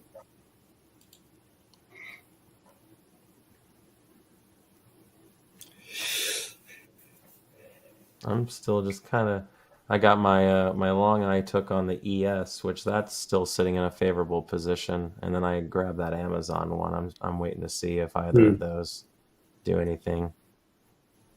A little boring morning for me, but I'm still waiting. It's not 10 o'clock yet, and so we're gonna get our opening range set here in a minute, and then we'll see what they do with it.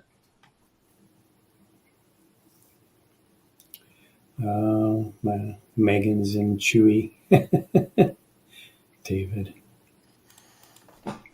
Chewy, man, I didn't even have that on my list today. You guys are just loving this thing. Yeah, it's kind of struggling now.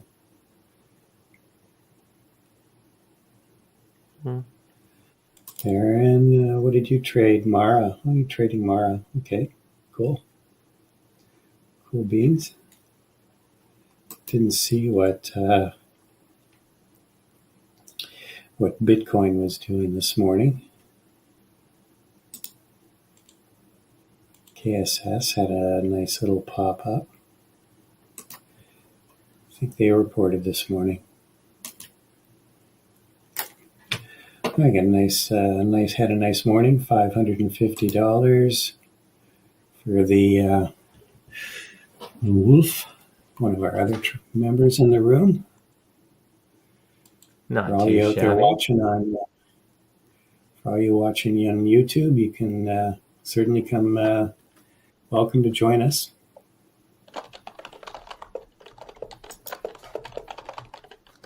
Look at Chewy. Chewy's Doll, going back.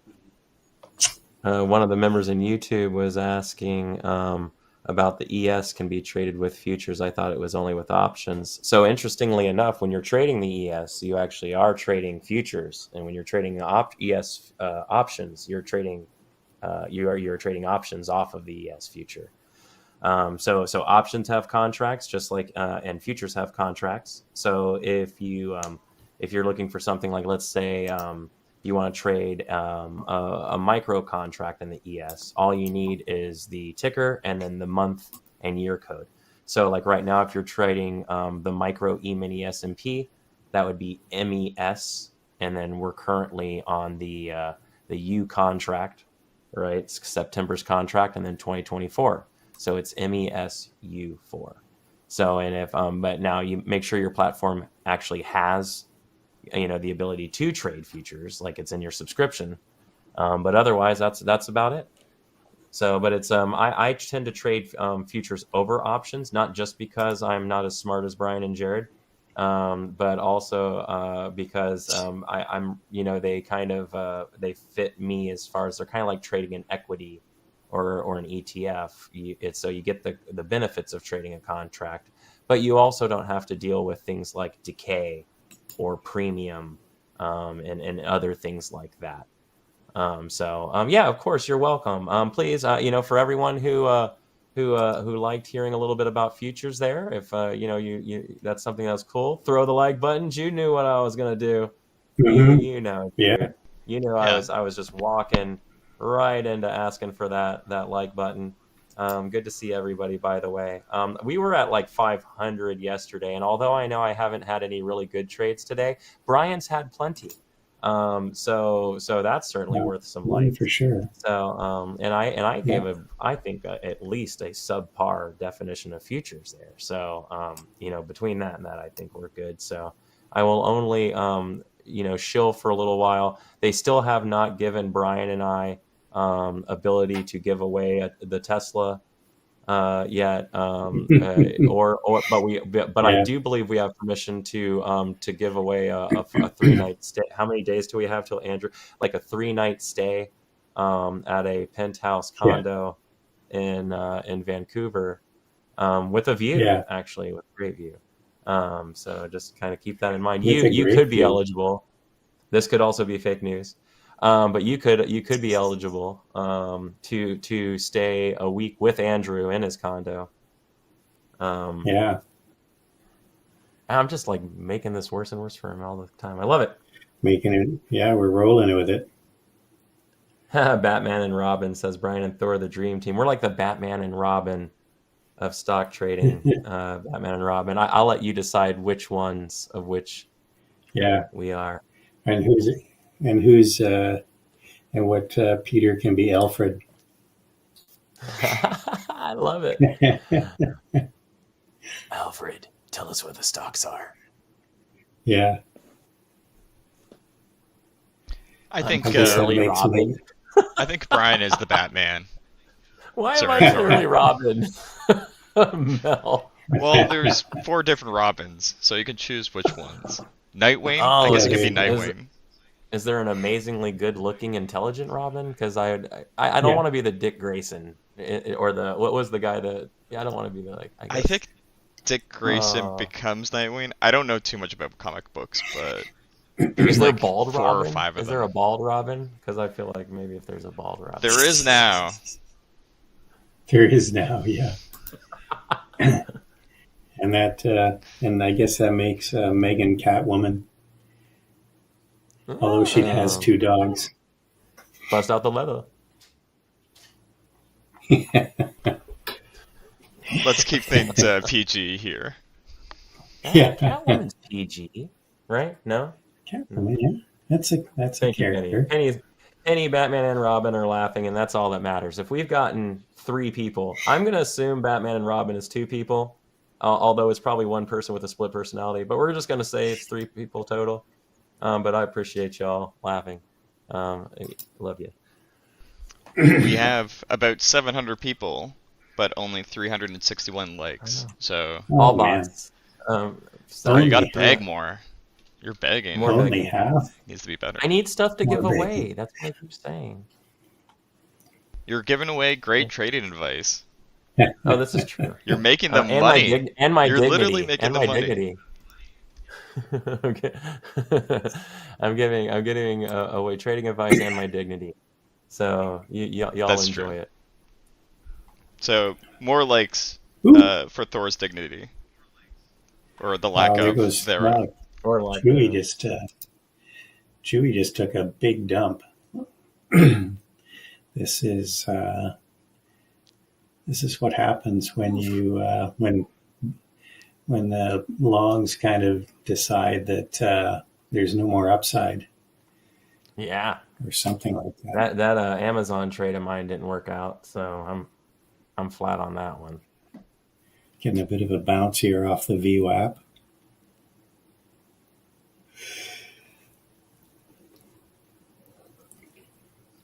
Nice, Ryan. AMD, another back to low of day. Wow, look at that. Look at your cues. Qs are down to S3. Yeah. September is probably one of the worst months of the year for traditionally, when you look at seasonality of the stock market. Some people do believe in that. And there are lots of statistics out there that'll tell you how often the market is up during a month. Right off a stinking S3.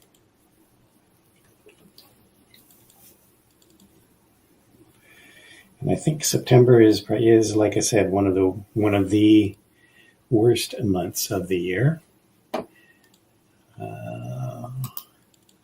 Nvidia kind of trying to make its way above the VWAP here.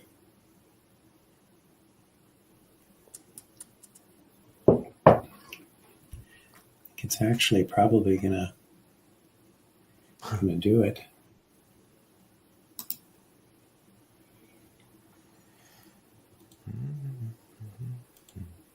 Thor, if you log back into vMix, it might unfreeze your camera if you want to try that out. Okay, let me see. And I'll hang for a few minutes and then. Okay, I'm long Nvidia, just small size, just to see if get a move here. It looks like there's buyers coming in now. The Qs are popping up a bit.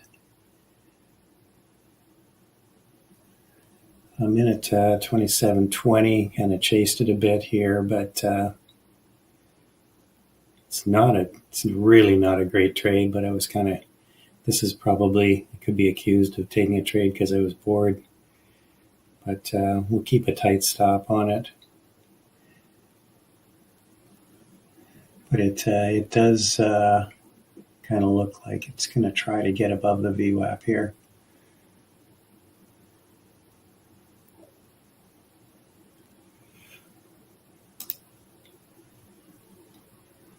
There we go.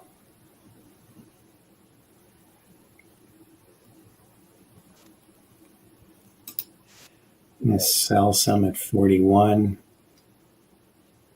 127.41.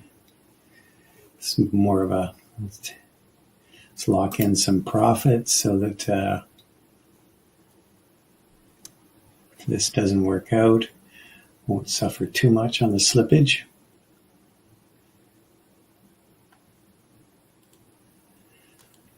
All right, I think I'm back in. My camera was stalled out, so I restarted it. You're here. Well, I'm alive. Chewy's crazy. Like, it just took a big bounce off the VWAP. All right, let's see what Chewy's doing. Look at the order book on this thing. Yeah, it's crazy. That would have been a good VWAP bounce trade.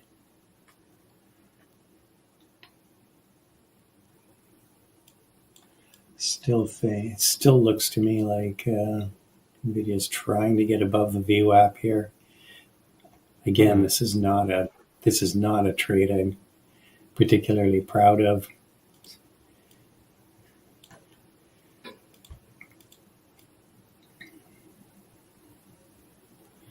Because this is not an area where you would typically go long, but I just feel like this is the day for Nvidia, just because it's going to be reporting.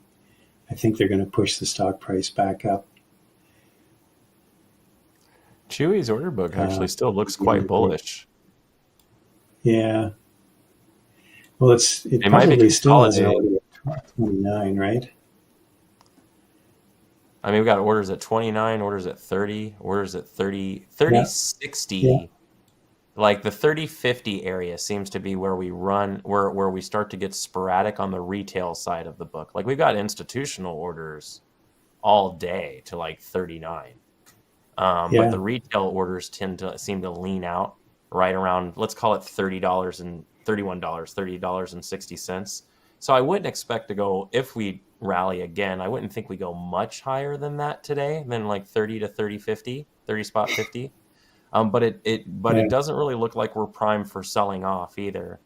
Like if I look to the downside, I've got a solid bid at 28 that just held the price, and the order book otherwise to the downside is pretty lean.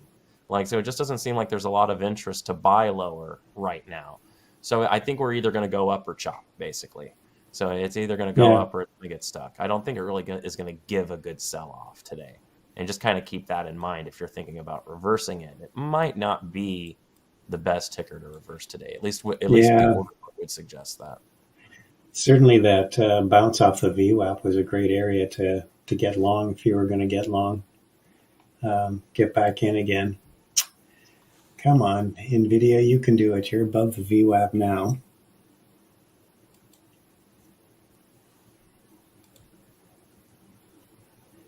The market's been consolidating in this buying range for quite a bit now. 30 minutes maybe to 30, 35 minutes now. We've been sitting in the same range. We did do a liquidity grab around like 10:05 or 10:06. So if we want to move up, we're in the right spot, and we've consolidated for a while. So right spot. Sold some more at 50, 127.50. Sold some more Nvidia. Just don't seem to have a lot of buyers. See if we can get to. There's no orders at 128 or 129. Pretty thin, so it kind of makes me a little bit nervous about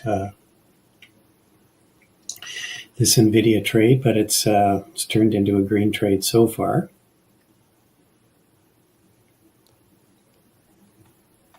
It's a good spot to buy it. If the market bounced right here, Nvidia would be in a great spot for a rally. Yeah. So I'm thinking.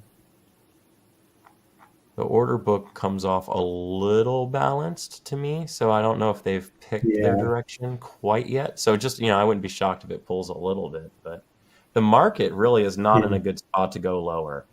So not that it can't, obviously, but it's, if you were just thinking about like support and resistance, this is a really nice spot to buy. It's not really a good spot to sell. Even if it moves lower than this, it's not really a highly advantaged selling location.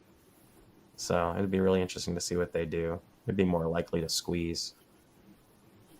But who knows? I've been thinking that for about a half hour now, and we're not. You said it earlier, which is when the buyers like aren't convinced to buy, or you said something like that. Yeah. It really rung true. It's like this is that kind of moments. I think the sellers are kind of a little exhausted. Like they're not necessarily trying to sell a lot, but you're not convincing any buyers right now to come in and buy at this level. So it's just causing stagnation. Okay, I'm getting out of the rest of Nvidia. Couldn't hold above the VWAP. Excuse me. There we go. That was, but that still was a green trade because I did partial a couple times. So a little bit of slippage at the end there.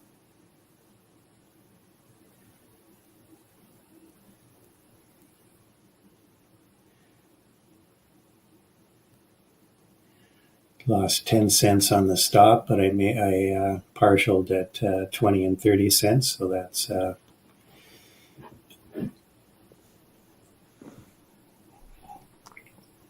volume's definitely picking up still here. 2 to 3 risk to reward. That's what we're looking for. Interesting. Looking at some of the green stuff. Apple's green. Interesting. Apple's kind of breaking out here.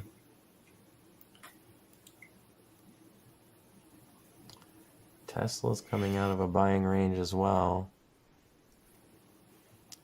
A lot of things got into alignment. We had a whole lot of things kind of, ES or SPY and Qs both got into alignment here. And then, now you have a lot of your like Teslas and Nvidias and your AMD. These are all starting to get into areas where they can be bought a little bit more easily. The question is just, do we have anyone who wants to buy them? I think the Nvidia after the close things has some people spooked. I think people are really interested to see. I think people are really interested to see what happens. Yeah, there's so much focus on Nvidia right now.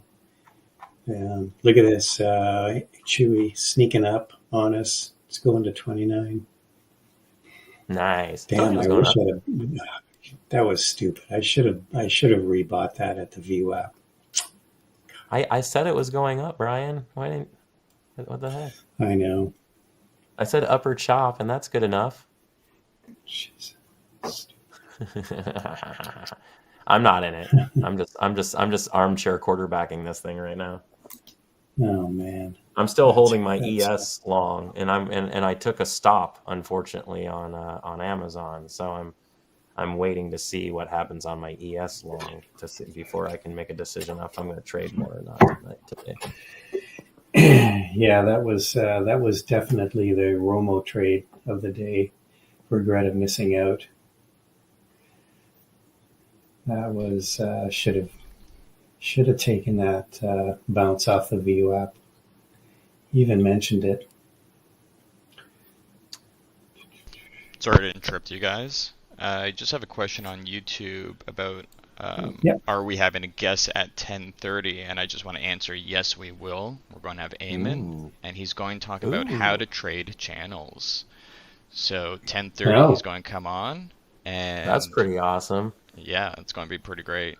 So for those of you who haven't met Eamon right now, you have the first thing you have to understand is he actually doesn't trade using his hands. He actually has one of those matrix style things that he plugs into the back and just trades completely with thought. So again, maybe fake news, but I was just maybe fake news. No, the dude, I have actually known Eamon. We both started trading like maybe a couple of months from each other. We both joined BBT around the same time. So it's been really awesome to kind of see how he's developed as I've, developed as a trader. Really, really cool, but really great guy. Great perspective. So definitely make sure to dial into that. You'll love that.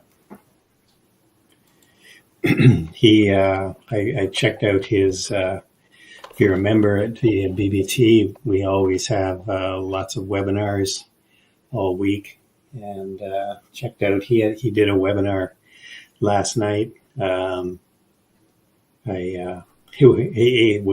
did it at 1 a.m. his time because he's over on another continent here. But I had a few minutes, so I checked out some of his presentation. It was awesome. And that's just some of the advantages that you would have if you joined us in the room. Ongoing education. And they are all recorded, so if you can't, for some reason, make that time available when the webinars are live, you can always go back and check them out later. But during the webinars, you get an opportunity to ask questions as well. Wow, Chewy is still chewing away here. Just doing Chewy kind of things right now. It's pushing strong. Anyone who was holding the position, remember we were talking about, was it, we were getting asked, is it a short? What do we think yet? And, Brian was talking about it bouncing off of VWAP. I was saying the order book still looked quite bullish. So, and so you can, it really, really the benefit, right? So that's not worth a like or 3. You know what I'm saying? Mm-hmm. We're almost at 500. We're at 423. If we can get the 500 before Eamon comes on, that would be awesome. We can do it. Make Eamon know. 500 for Eamon. He hasn't even started yet, but for him, you don't want to not hit it for him. Eamon's very sensitive. He might be upset. He could just walk off. You never know. Not walk. But you mean drop the mic? It's in his contract. He needs 500 likes before he comes on YouTube. It's like one of those things, and like when brown M&Ms. When you exactly like when you're in the waiting room, the green room or whatever, and you're like hanging out. It's like I need Dasani water. It has to be Dasani. He's like Beyonce. Yeah, I want water made by Coca-Cola so that I can feel like I'm drinking a Coke, but it's only water. So. All right. Well, it looks like the Qs have found a bit of a bottom here. We're through the 9 EMA, through the just struggling a little bit, but no, we're through the 20 as well. So coming up to the VWAP on the Qs, really settling into a very narrow trading range with Nvidia not doing anything really.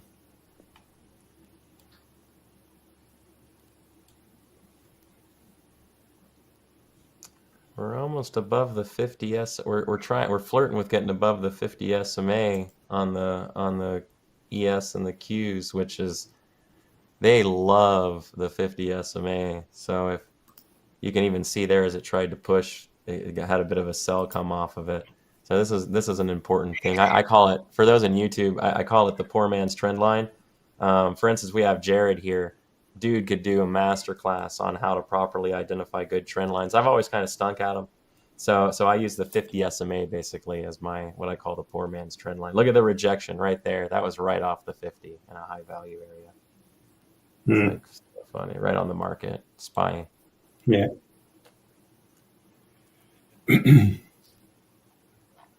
Mr. T, PDD. Yeah, PDD's really been getting annihilated.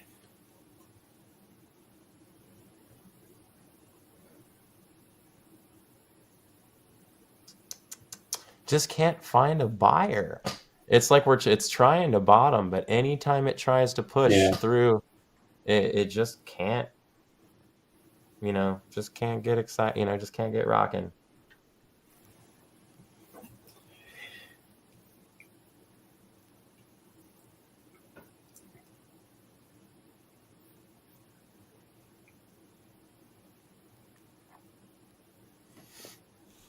Where are you buyers? There, we're in the right spot. The buyers. Where are the buyers? There's someone. There's one. I agree, T-Man 101. I really agree. I think a lot of the market is just like, what's Nvidia going to do? The market's really been obsessed with that ticker for quite a while. It's maybe a year now or more. The market has just been obsessed with Nvidia. It's basically become like the canary in the coal mine is basically what Nvidia now is. Like, people use it to judge. Oh, for good reason, 1,000%, D. For very good reason. But it's kind of become, so now everyone's watching it because they're like thinking, man, whatever it does, probably a bellwether. Just to remind our audience, we will be live on YouTube at 3:45 to react to Nvidia earnings. That'll be fun. Yeah. Is Peter doing that one? Peter's going to be there. Mike's going to be there. I think Jared's going to be there. Jared said he would. Jared is usually there, and I will be there too. And Brian. So. You got an all-star cast at 3:45 for Nvidia earnings. Oh my gosh, that is so cool for Nvidia.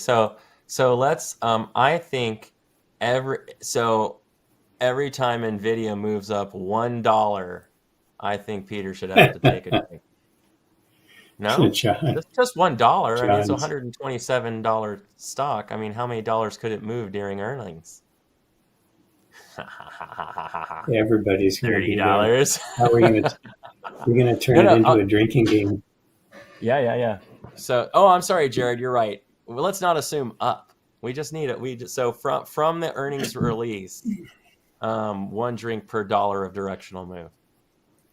It's going to be wild. That's for sure. And it will be wild. It's kind of overshadowing the fact that we do have Friday morning, we've got the Fed's favored inflation indicator, which is the PCE index. So that's as soon as we get through Nvidia, everybody's going to be waiting to see what what inflation's doing. Meta's breaking out here, by the way. But I think it's just going up with the Qs, basically.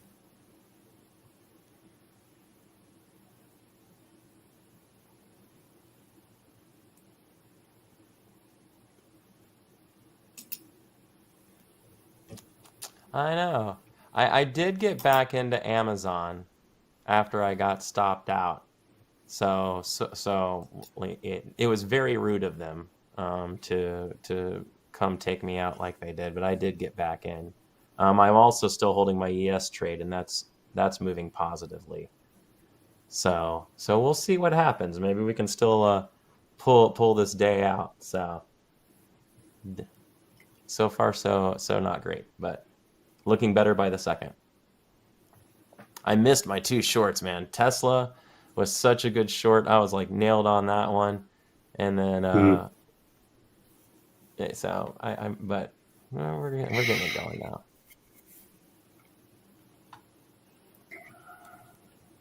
Nice. Let's go, Chewy.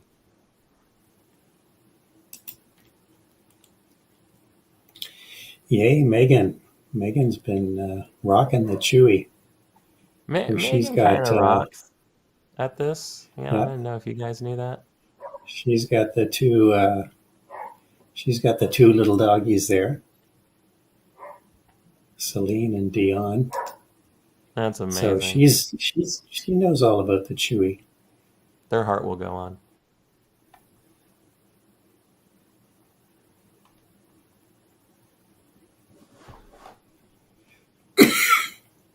Megan actually is the only reason Chewy's going up right now. It's all Megan actually. She's options. She's using the options to gamma squeeze Chewy right now. I'm just throwing out options. I don't even know if any of that's true. But no, I'm good. But so we're kind of getting on Chewy, that spot we were talking about earlier. Remember? So and then I'm sure we'll probably wrap here in a second. But for anyone in the room, especially that can see my order book right now, notice how at $30 we have this really large seller sitting here, right? And then if you notice at $30.50 we have a large seller here, and then look above them, right? There's almost, see how we had this like really nice structure in here where you see all of these orders being put in and out. Up here, notice how it goes completely black, right? So that means there's no orders here. Right? No, yeah. So no orders, or what we'll call it as a void, right? An order void. So you're kind of missing orders, and market makers are incentivized by transactional opportunity. So over time, with volume, price moves to size, right? So we've been moving up, and we've been moving up very well, right? Because as you can see from the very beginning, even in the pre-market, there was really only one direction Chewy was going to go, right? The order book was clearly organized to the top side, even in the pre-market. So once we opened, all we needed to see was confirmation of buying, and we were along. So we immediately bought through the order, volume rested as we pulled back, and then we started running the strong side book because we have volume to buy and we have orders to the top side.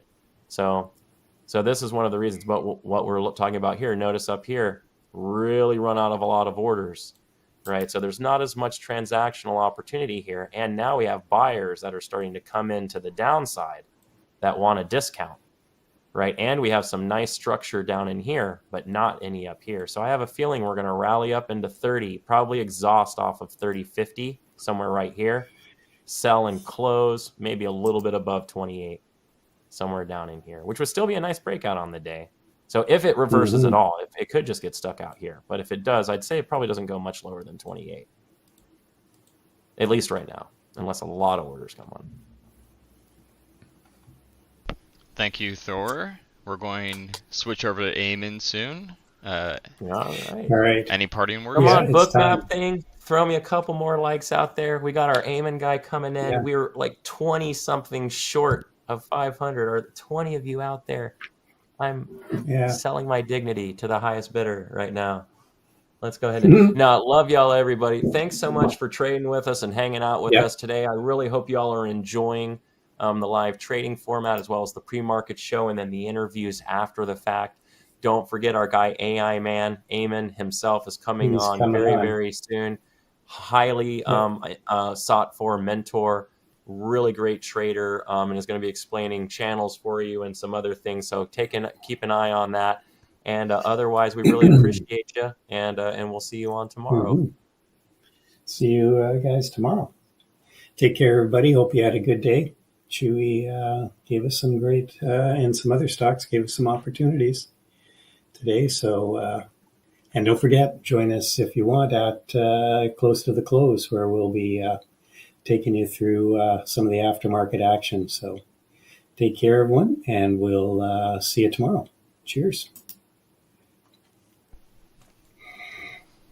Hey, Eamon. How are you doing? Hey Brent, I'm doing good. Thank you for the good intro, guys. Hope you all had a good trading day. Great. Eamon, you're going to talk about how to trade channels today, which I'm sure a lot of people are interested in. And start sending in your questions. After he goes through what he wants to show you, we would like to answer any questions you guys have. Eamon, take it away. Awesome. So channels, it's a really simple thing, but not many people know how to trade it. Actually, a lot of people are saying that this just doesn't work. You draw a level of support, you draw a level of resistance, you buy it around the support, it drops lower, you short it around the resistance, it goes higher. But I'll tell you one thing, guys. I have 75% win rate trading the channel strategy because I know how to trade it. And I'm going to reveal the secrets of how to trade channels with you today. And I use multiple time frames to identify a good channel where I can get a huge move outfit. Now, I don't trade channels based on the 5-minute chart alone. Like this around here, if you zoom it in, it's a channel, right? This around here, if you zoom it in, that's also a channel. But I'm not playing them because I don't get a lot of money or enough reward playing this small move around here or playing this small move around here. What I usually do is I look for channels on the 60-minute chart. It's not easy to find these type of patterns on the 60-minute chart. But when I do, that's my bread and butter. That's the one that I put the most emphasis on. Once I found the channel, there is one criteria that I look for. It's really simple. One single important criteria. I want to see that we are going from the high all the way to the low, or from the low all the way to the high. I would not be trading a channel around here. Stock went from the high to the low, and now it's flagging around the low. This is not where I'm going to buy it. Because if I buy it around here, it's most probably going to drop down. If we flag around the level of support, what's most probably going to happen is a breakdown. I need to make sure that we went from the high all the way to the low, and that's where I expect a bounce. Once I see that, I switch instantly to the 1-minute chart. I want to see how the price behaves around the level. I want to see that buying pressure around the low on the 1-minute chart. I buy it, and then I just hold it for so long all the way to the middle of the channel. On the 60, it doesn't look like it's a big move from 174 to 177. But if you take a look at the smaller time frames, which is the 5-minute chart and the 1-minute chart, you could see how big of a move that was. And actually, I had a trade like that today on Meta. Look at this. If you take a look at the 60-minute chart, you can identify that there is a channel around here. Now, what I see is that we're dumping. We're dumping all the way down into the level. I did an open trade, which was a mess. And it's a mess because we usually don't want to trade the middle of the channel. It's the riskiest and it's the most difficult to try to catch an entry in the middle of the channel because the price is choppy. In the middle, it could go all the way up, it could go down, it could chop around. What we want to see is that the price dumps into the level, and you want to see how it behaves around the level. And what do I see around the level? I can see this bottom wick, which shows me that there is some buying pressure, and I can see increasing volume at the low, which also confirms that there is some buying pressure. And I can confirm that somewhere around here. Way more volume around the low of the channel than the volume that we had when we were dropping down. That was my signal. That was my confirmation. I played it to the long side. And what did I target? The middle of the channel and slightly above. That's it. You don't want to be greedy. You don't want to hold it all the way to the high of the channel. You don't want to hold it for the whole trend above the channel or hoping that it's going to break above it. You just identify a channel on the 60-minute chart. Make sure that we dumped from the high to the low. See how it behaved around the low. Pull the trigger and hold. Any questions, guys? It's as simple as that. Please send in your questions right now. Now, so while questions are being sent, if there are any questions, because this is pretty simple, I don't even think that there will be questions after that. Now, if you want to increase accuracy, guys, for the strategy, make sure that you're playing it into the direction of the higher time frames. One of the things that I usually do is I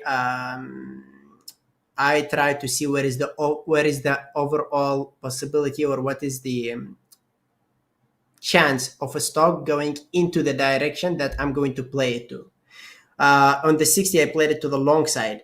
I did not consider playing it to the short side today. So even if we were sitting around the high, I most probably was not going to play it to the short side, because based on the daily chart, we're forming an ABCD pattern or a flag to the long side. Since the overall direction and bias based on the daily is long, I'm looking to play the channel to the long side around the low more than I'm looking to play it to the short side around the high. That's another thing that you could do. Let's go for it. Why don't you partial out? I do partial out. Actually, you could see here, I did partial out multiple times. That was the long, and these were partials. I need to make sure that I'm taking my partials at least at a 3-to-1 risk to reward ratio. So you could see that I bought it at 515.50, stop loss 515. That's a 50 cents profit. And now I'm starting to log profit at 3-to-1, 4-to-1, 6-to-1, 7-to-1, 8-to-1, and yeah, that actually was a 10-to-1, which would result in an average of approximately 5 to 6 after all, because it's multiple partials. Where would your stop loss be? The low of the entry candle or the low of the level. That's where I mainly put my stop loss. I don't go for more than that. Sometimes what could happen, ABC trader, is this, like it did around here: drop down, fake break, get me stopped out, recovery. If that happens, I usually instantly re-enter, and I don't use my stop loss at the low of the fake breakout. I use the level as a stop loss, because normally after fake breaks, it never looks back down, it just shoots up. And in fact, in these cases, you could double add because it just goes straight up after fake breakouts. Football guy is asking, do you trade any ticker this way, or do they have to fulfill some special requirements? I do trade any ticker. I do have a list of stocks that I feel comfortable trading. This is the list of stocks: Apple, AL, ASTS, FRM, Amazon, ARK. I mean, there is a big list around here that I'm trading. And every week I build my watch list. I can see that my camera covers my watch list. Let me just put it around here. There it is. This is my watch list for the week. I'm watching these stocks. And if you were watching the pre-market show, you might have noticed that I put Meta and Microsoft on my watch list to the long side today. I did not end up playing Meta because this is the low of the channel on Meta. It still did not make it, but it met my criteria on Meta. Yeah, I did not play Microsoft, but it met my criteria on Meta. Do we need any confirmation before buying? It's different around here. Unfortunately, we have only like 10 or 15 minutes. I can't explain everything in detail around here, but you want to see, if you're using the tape, you could look at the tape and see how the price behaves down there. I personally don't use the tape. I just take a look at this red line and I see how it ticks around the level. Or you could pay attention to volume. A lot of volume around the level means that there is a lot of buying, means that there is a lot of interest around this area, which could mean that the price could go higher. Do combine it with your parabolic reversal strategy when trading these channels. Good one, Kamaljit. Yes, you might have noticed that I have 2 courses in Trading Terminal: multiple time frame analysis, where I go through the pinpoint strategy in detail, and the blueprint to extreme reversals, where I explain parabolic reversals. I do trade these channels sometimes in combination with another strategy that I'm trading. It's not a standalone strategy. It's along with the overall price action, but even as a standalone strategy, it's a good one if you can identify big ranges, seeing that it goes from the high to the low. Limitless saying, so you are saying that it works better when price moves aggressively into the lower high. Exactly. You want to see that it goes aggressively from the high to the low, because how do people play channels? People who shorted at the high will look for it to go all the way to the low to cover there. Since you know that they are going to cover there, you are buying there because it could cause the price to pull back, at least to pull back before the drop, and you are going to profit on that pullback. What is the best time frame for confirmation? The best time frame for confirmation is the 1 minute chart for an entry, but you identify the channels on the 60-minute chart. Erin, you are looking at a wide variety of time frames. Is there one that you think is the most beneficial? Erin, I trade based on the concept of multiple time frame analysis.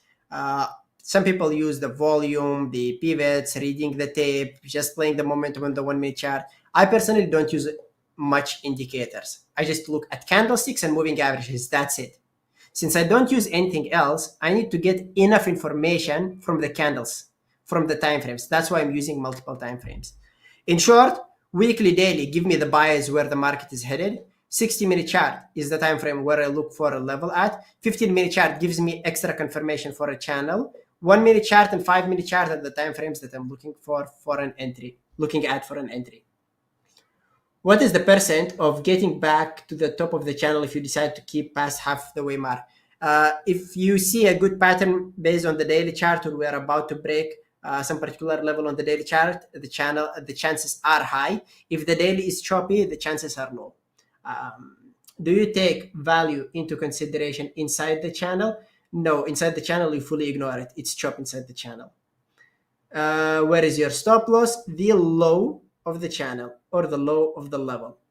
So guys, I'm going to just finish these remaining questions and we'll stop because we're running a little bit out of time. So let's go to the next one. Do you see Microsoft forming a channel? What are the levels at the top of the bottom? Good. Yes, there is a channel, and you could see that I have marked 414.88 as the high, and you see how it rejected it, right? And you see that my low is 410.56. Now a question, Ayman, Microsoft reached the high of the channel. Why did not you short it up here? I mentioned to you on my meta trade that if meta reached the high of the channel, I would not have shorted it. But if it reached the low of the channel and it did that, I would play it to the long side. And I actually did play it to the long side. Why is that? It's because I was long biased on meta based on the daily chart pattern. Now let's go back to Microsoft. Microsoft around a 50 moving average or 200 moving average. That's a strong swing trading moving average. It's a strong level of support. Previous day is a hammer. That also tells me that today we could have a bullish day. So on Microsoft, I would prefer to play it to the long side around the level of the support more than I would prefer to play it to the short side around the high, because there is a huge chance that it would just simply break to the upside. And that is why I did not short Microsoft. I ended up waiting for meta to reach the low before I played it to the long side. Do you prefer these horizontal channels via slant channels? I prefer horizontal because it's easy to see. Remember, strategy works the best if many people are trading it and seeing it. The level is strong if many people are seeing that particular level. If it's something difficult to find and it took you so much effort to spot it, to draw it, not many people are seeing it. Not many people are interested in that area. Because of that, the chances that someone or the price is going to react to that area are really low. Horizontal levels, in my opinion, are the best to look for. And one last one. Yeah, one last one. What is the best channel indicator? I mean, like I mentioned, you just draw horizontal levels, and the best indicator before the entry, in my opinion, is volume around the level. But it's not the only one. Thank you so much, Ayman. Thank you for that lightning round. You got in a lot of answers for a lot of questions on YouTube. So I hope people are very thankful to your session today. Any last words? Right. Yeah, all right. Thank you, Brent, for this. Thank you guys for asking these questions, for interacting with the channels. Yeah, with the channel. If you have any questions, feel free to email me at ayman@bearbulltraders.com. Don't forget to throw the like button, comments, share, subscribe. Talk to you in the next video and on another day. Bye, guys.